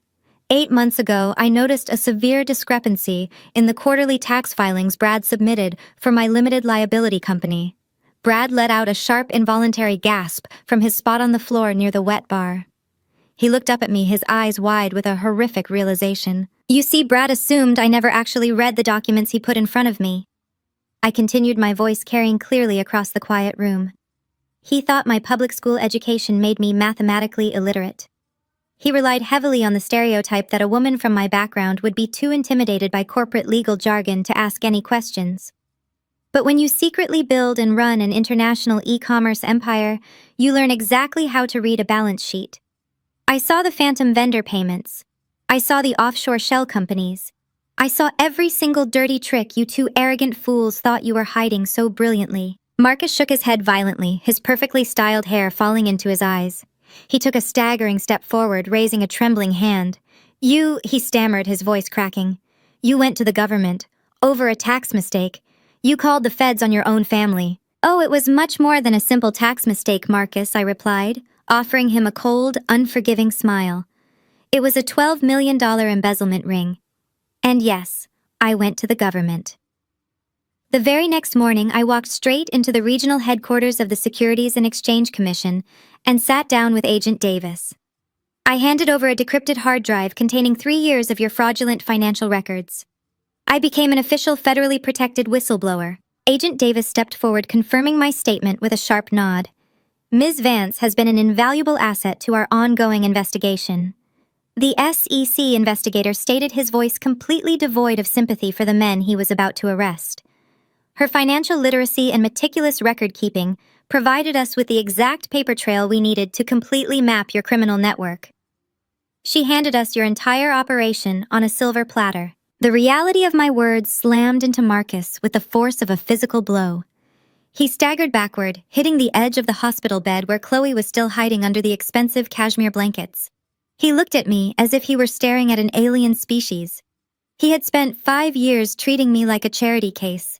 He had genuinely believed I was entirely dependent on his wealth, his status, and his last name.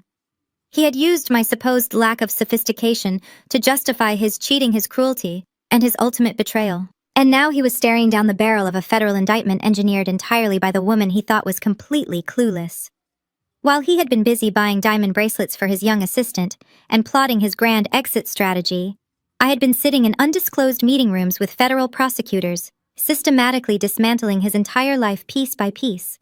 But I still needed the final nail in the coffin, I said, turning my attention away from my shattered husband and focusing entirely on Brad. I needed hard, undeniable evidence that tied the two of you directly to the intent to defraud.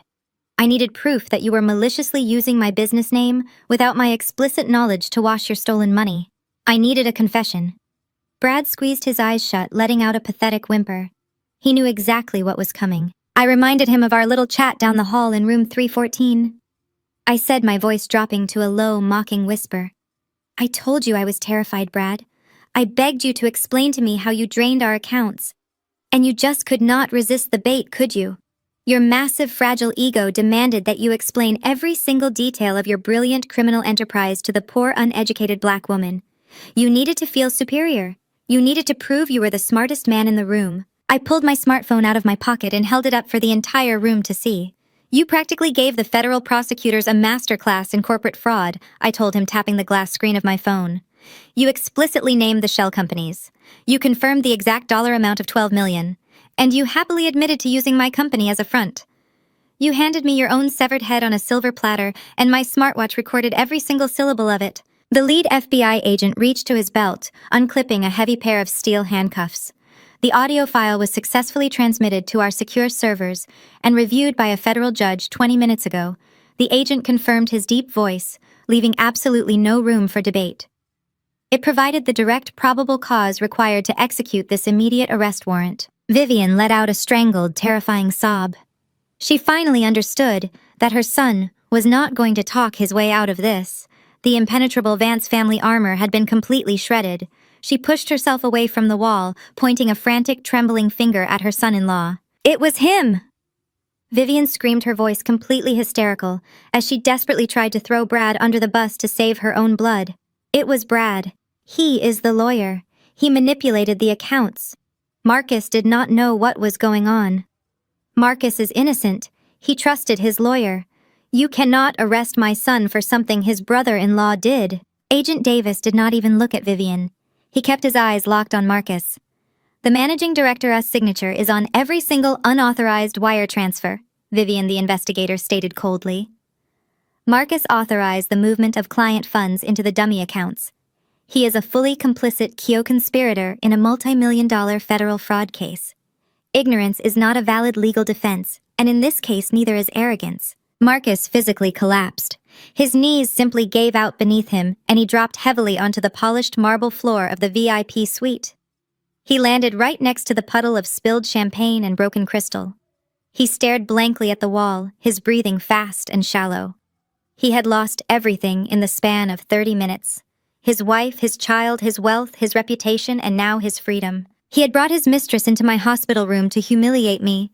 He had tried to strip me of my dignity and cast me out into the cold. He thought he was the ultimate predator, discarding the weak link in his family chain. He never stopped to consider that the quiet, resilient woman he was discarding had spent her entire life learning how to survive the darkest storms. He never realized that by throwing me out into the cold, he had simply introduced me to my natural habitat. And I had thrived. I stood tall against the wall, holding the true heir to my own empire securely in my arms. I watched Marcus kneel on the floor, waiting for the federal agents to finally step forward and close the trap I had so meticulously set. The heavy silence in the VIP suite was finally broken by the sharp rustle of tactical nylon. The lead FBI agent stepped directly in front of Marcus, who was still kneeling on the marble floor amidst the shattered crystal. The agent looked down at him with the cold, mechanical detachment of a man who dealt with ruined lives every single day. Marcus Bradley.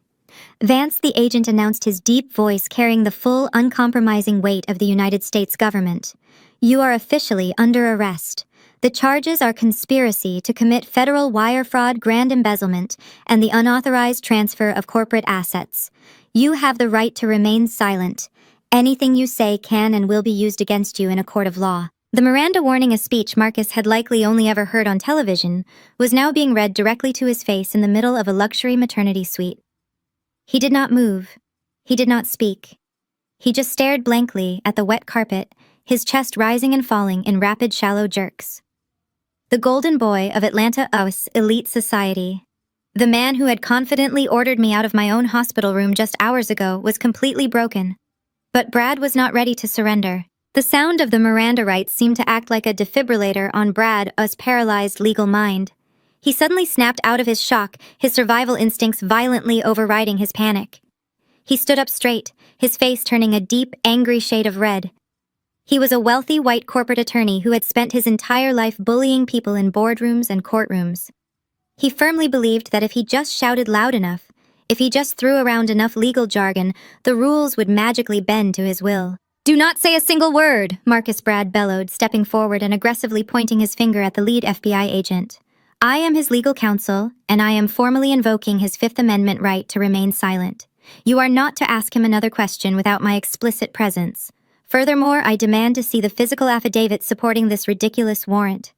This is a civil dispute over marital assets. It is a family court issue, not a federal crime. You are completely out of your jurisdiction." Agent Davis calmly stepped in front of the FBI agent blocking Brad's path. He looked at the screaming lawyer with a mix of amusement and profound disgust. "You cannot represent him, Mr. Hayes," Agent Davis stated smoothly, adjusting his tablet. "You cannot represent him because you are a named co-conspirator on the exact same federal indictment." Brad scoffed loudly, attempting to project a shield of absolute confidence. "I am the managing partner of a Tier 1 corporate law firm, Davis. You have absolutely nothing on me. You think an illegally obtained audio recording from a bitter ex-wife is going to hold up in federal court. I will have that evidence thrown out in 5 minutes during the preliminary hearing. You are making a massive career mistake. I know federal judges. I play golf with the district attorney. I will destroy you for this." Agent Davis did not even flinch at the threat. He simply scrolled down on his tablet and began reading aloud, his voice cutting through Brad's hysterical boasting. "Bradley Thomas Hayes. You are under arrest for 2 counts of felony wire fraud, 3 counts of identity theft, and 1 count of forging signatures to open unauthorized corporate accounts. The audio recording was not illegally obtained. Ms. Vance was acting as an active documented whistleblower under the direct protection of the Securities and Exchange Commission. We have the metadata from your computer. We have the forged signature cards from the bank. We have the offshore routing numbers you utilized last night." Agent Davis paused, looking Brad directly in the eye. "You do not have a civil dispute, Brad. You have a multi-million-dollar federal crime. Your firm is currently being raided by our agents as we speak. Your legal career is officially over. Put your hands behind your back." The color vanished from Brad's face for the second time that morning. The mention of his firm being raided was the final fatal blow. The arrogant armor he had worn his entire life instantly shattered into dust. He opened his mouth to argue, to scream about his rights again, but no words came out. He was finally completely out of legal loopholes. 2 heavily armed FBI agents immediately moved in on Brad.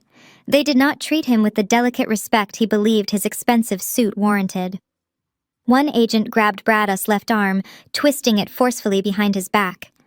"Hey, get your hands off me!" Brad shouted, a brief flash of panic breaking through his stunned silence. "I am cooperating. You do not need to manhandle me. Do not ruin my jacket." The agents ignored his pathetic demands. The second agent grabbed his right arm, pulling it back to meet the left. And then the sound happened. Click, click. The loud metallic ratcheting of the steel handcuffs snapping tightly onto Brad's wrists echoed sharply through the luxurious VIP room. It was a harsh, unforgiving sound. It was the sound of absolute finality. The cold steel bit into the crisp white cuffs of his custom-tailored shirt, locking him into a reality he could no longer manipulate or control. At the exact same moment, 2 other agents hauled Marcus up from the floor. He was dead weight, his legs barely supporting him. They spun him around, pressing his chest against the polished mahogany of the wet bar. Click, click. The second pair of steel bracelets snapped shut around Marcus's wrists. I stood perfectly still, watching the scene unfold. The juxtaposition was absolutely staggering. Here were 2 men dressed in thousands of dollars worth of custom tailoring, standing in a room filled with expensive blue hydrangeas and vintage champagne, physically restrained by the cold, heavy steel of federal handcuffs. The illusion of their superiority had been entirely stripped away, exposing them as nothing more than common criminals caught in their own trap. Vivian let out a long, high-pitched wail, burying her face into Jada's shoulder. She could not bear to look at her golden son and her brilliant son-in-law being treated like dangerous felons. Her precious high society world had violently imploded, and she knew there was absolutely no way to hide this from her country club friends. The Vance family name was permanently destroyed. Marcus slowly turned his head to look over his shoulder. His eyes, red and brimming with unshed tears, sought me out across the room. He looked at me standing tall and unharmed, holding the daughter he had been so willing to discard just hours ago. He finally understood the absolute magnitude of what he had thrown away. He had traded a loyal, brilliant partner for a lying extortionist, and he had traded his freedom for a few $1,000,000 he would never get to spend. I did not offer him a smile. I did not offer him a frown. I simply looked back at him with the exact same cold, empty detachment he had shown me when he ordered me out of this room. The power dynamic had permanently shifted, and the steel bracelets locking his hands behind his back were the ultimate, undeniable proof of my victory. The agents did not give Marcus and Brad any time to process their new reality. They hauled the two men to their feet, their expensive Italian leather shoes slipping slightly on the spilled champagne. Marcus kept his head down, his shoulders hunched, trying to hide his face. He knew that the moment he stepped out of this private suite, he would be paraded through the public corridors of Atlanta Medical.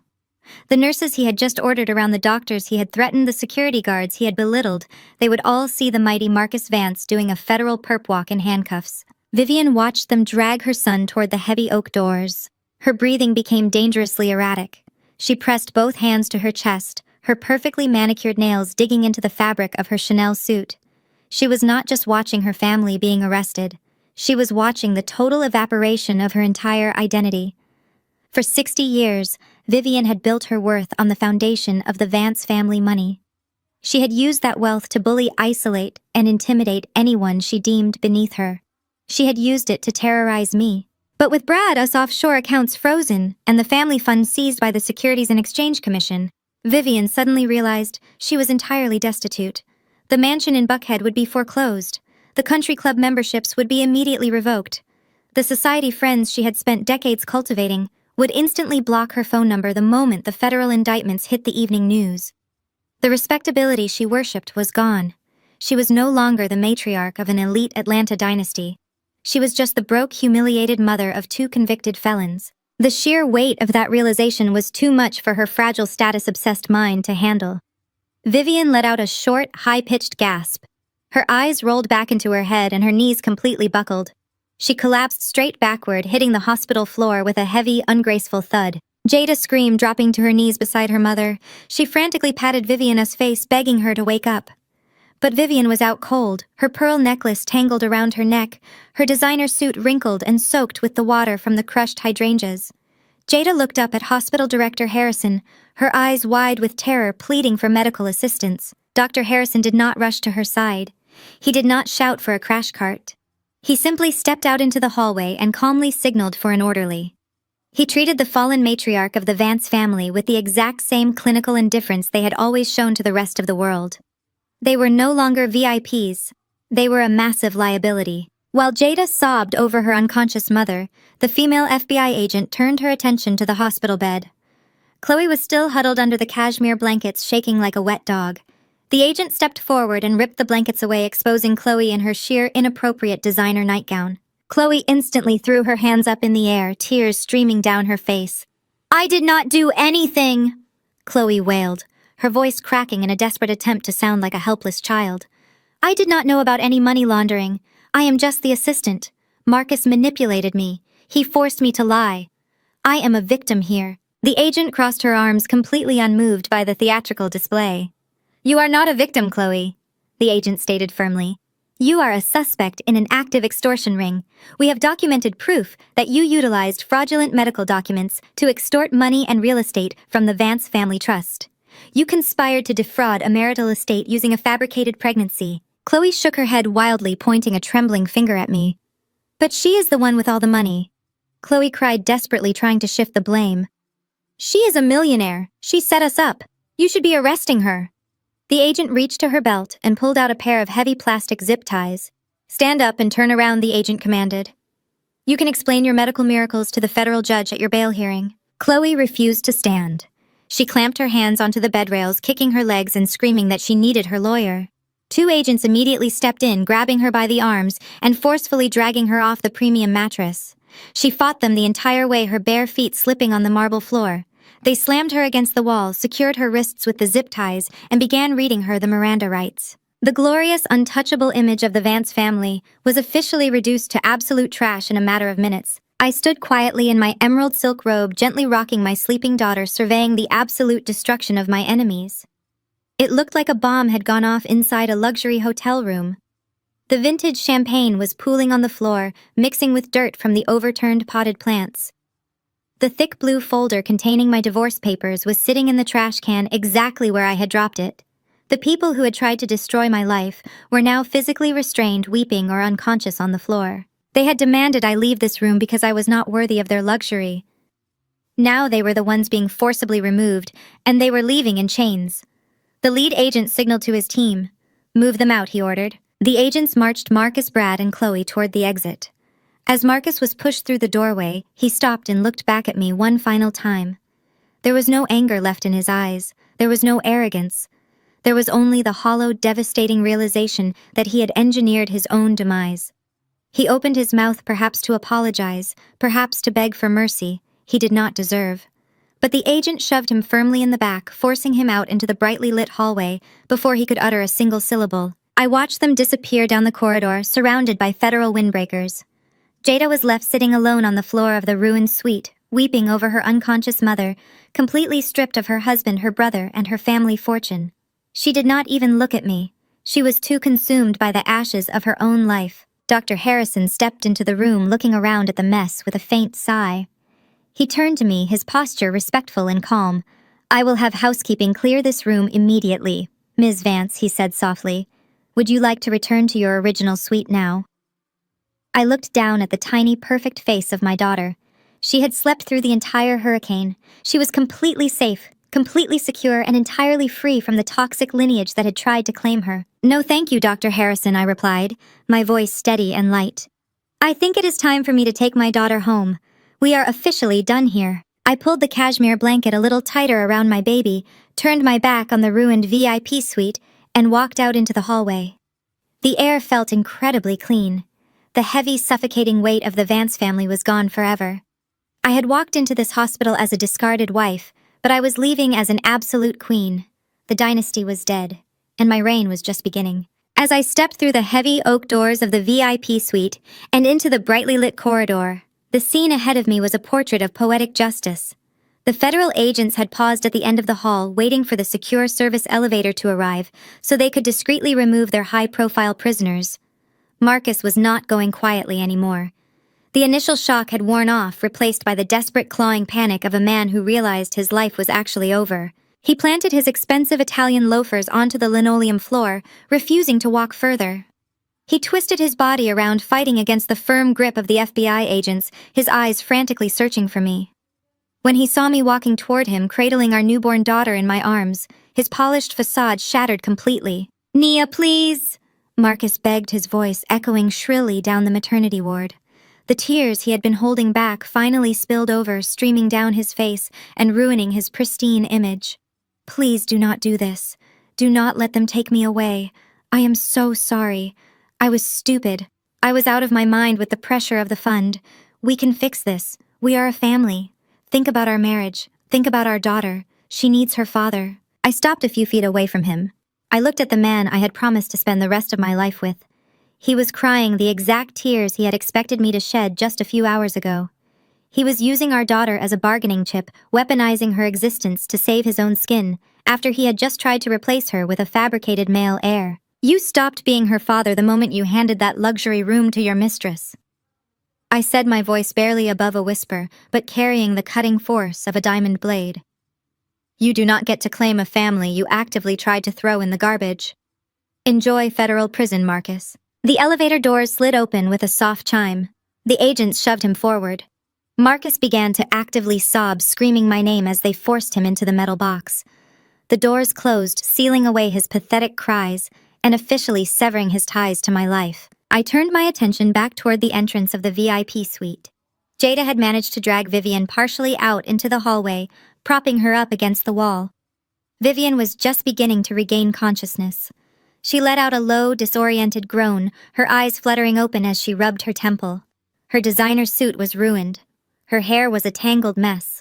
She blinked rapidly, trying to focus her vision, and found me standing directly over her. I adjusted the cashmere blanket around my sleeping baby, looking down at the woman who had made it her personal mission to make me feel small. I did not step back to give her space. I stepped forward, forcing her to look up at me from the cold hospital floor. "You always said I was not in your family's class, Vivian," I said, my voice echoing clearly in the sudden quiet of the hallway. I looked her dead in the eye, ensuring she heard every single syllable of her defeat. "You were right. My class is the one sending your entire family to federal prison." I did not wait for her to formulate a response. I stepped directly over her outstretched legs, my head held high, and walked gracefully down the corridor toward the exit. The fallout was swift, absolute, and entirely public. Federal indictments do not care about generational wealth or social standing, and they certainly do not care about country club memberships. Within 48 hours of that morning in the hospital, the SEC formally seized the Vance Family Investment Fund. The subsequent audit revealed that Brad and Marcus had not just been washing money through my company. They had been running a sophisticated Ponzi scheme for years, defrauding their elite clients to fund their lavish lifestyles. The $12 million I helped the government intercept was just the tip of a massive rotting iceberg. The trial was a media spectacle. The pristine image of the Vance family was dragged through the mud on every local news station in Atlanta. Brad, the arrogant corporate lawyer who thought he was untouchable, cracked under the pressure of federal prosecution. He accepted a plea deal, turning state's evidence against Marcus in a desperate attempt to save himself. But federal judges rarely show mercy to lawyers who abuse their power. Both Brad and Marcus were sentenced to 15 years in a federal penitentiary without the possibility of early parole. Chloe, the 23-year-old assistant who thought a fake pregnancy was her ticket to millions, was convicted of wire fraud and extortion. She received a 5-year sentence, her dreams of luxury condos and designer baby clothes replaced by a standard-issue orange jumpsuit. Vivian lost everything. The bank foreclosed on her sprawling Buckhead mansion. Her accounts were frozen, and the government seized her assets to pay restitution to the defrauded clients. The woman who had spent her entire life judging others based on their zip code was forced to move into a tiny rented apartment in the suburbs, entirely cut off from the high society world she had worshipped. As for me, the divorce was finalized quickly. Because of the ironclad postnuptial agreement Brad had so arrogantly forced upon me, Marcus could not touch a single dime of my e-commerce empire. I walked away with full custody of my daughter and complete ownership of my business. But the sweetest victory came exactly 1 year later. The Vance family corporate headquarters, a massive glass-fronted building in the heart of downtown Atlanta, was seized by the bank during the bankruptcy proceedings. It sat empty for months, a glaring symbol of their spectacular downfall. Last week, the bank put the building up for public auction. I attended the auction anonymously through a holding company. And I bought it. I bought the very building where Marcus had sat in his corner office and planned his betrayal. I bought the building where Brad had arrogant smirked while drafting the paperwork to steal my money. I bought the symbol of their generational wealth for absolute pennies on the dollar. I am not going to use it as an office. I do not need a corner suite to feel important. I am currently gutting the entire building, tearing down the mahogany walls and the crystal chandeliers. I am converting their prestigious corporate headquarters into a massive climate-controlled storage warehouse for my luxury maternity brand. The physical manifestation of their elitist pride is now holding boxes of premium baby blankets and organic nursing pillows. I sit here now, in the quiet of my penthouse, looking out over the Atlanta skyline. The sun is just beginning to set, casting a golden glow over the exact city where I was once told I did not belong.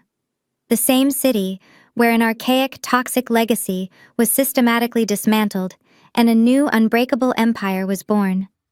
The air up here is perfectly still, and for the first time in my entire life, it belongs entirely to me. My daughter is asleep in the nursery down the hall, safe, loved, and completely oblivious to the war that was fought to secure her absolute freedom. She will grow up knowing that her mother did not just survive the fire. She learned how to control the flames. The journey from that cramped, sterile hospital room to this velvet sofa was not easy. It required a level of psychological discipline and brutal patience that tested the very limits of my soul. When Marcus, Vivian, and Brad threw their absolute worst at me, they expected a loud, chaotic reaction. They expected the angry, uneducated stereotype they had so carefully constructed in their narrow minds. They wanted me to scream. They wanted me to cry and beg for a seat at their crumbling table. But I gave them absolutely nothing. I gave them a blank, quiet canvas, and they happily painted their own spectacular destruction right across it. There is a profound, terrifying power in absolute stillness. When you refuse to react to someone's cruelty, you force your enemies to overplay their entire hand. You let them become intoxicated by their own perceived brilliance. You let them boast, you let them threaten, and you let them build their own inescapable traps. The loudest people in the room are always the most vulnerable because they tell you exactly what they are going to do before they even do it. So to any woman watching this right now who is currently sitting in the dark, to the woman enduring the disrespect, the bitter betrayal, or the daily condescension of people who believe they hold all the cards, listen to me very carefully. Ladies, never let them think your silence is weakness. Sometimes silence just means you are reloading. Take your time, gather your receipts, build your empire in the shadows, and let them sleep soundly in their arrogance until the exact moment you decide to wake them up. I want to hear from you. Have you ever smiled through the blatant disrespect while quietly orchestrating your own ultimate victory? Have you ever stepped back and simply let your enemies dig their own graves? Tell me your stories in the comments below.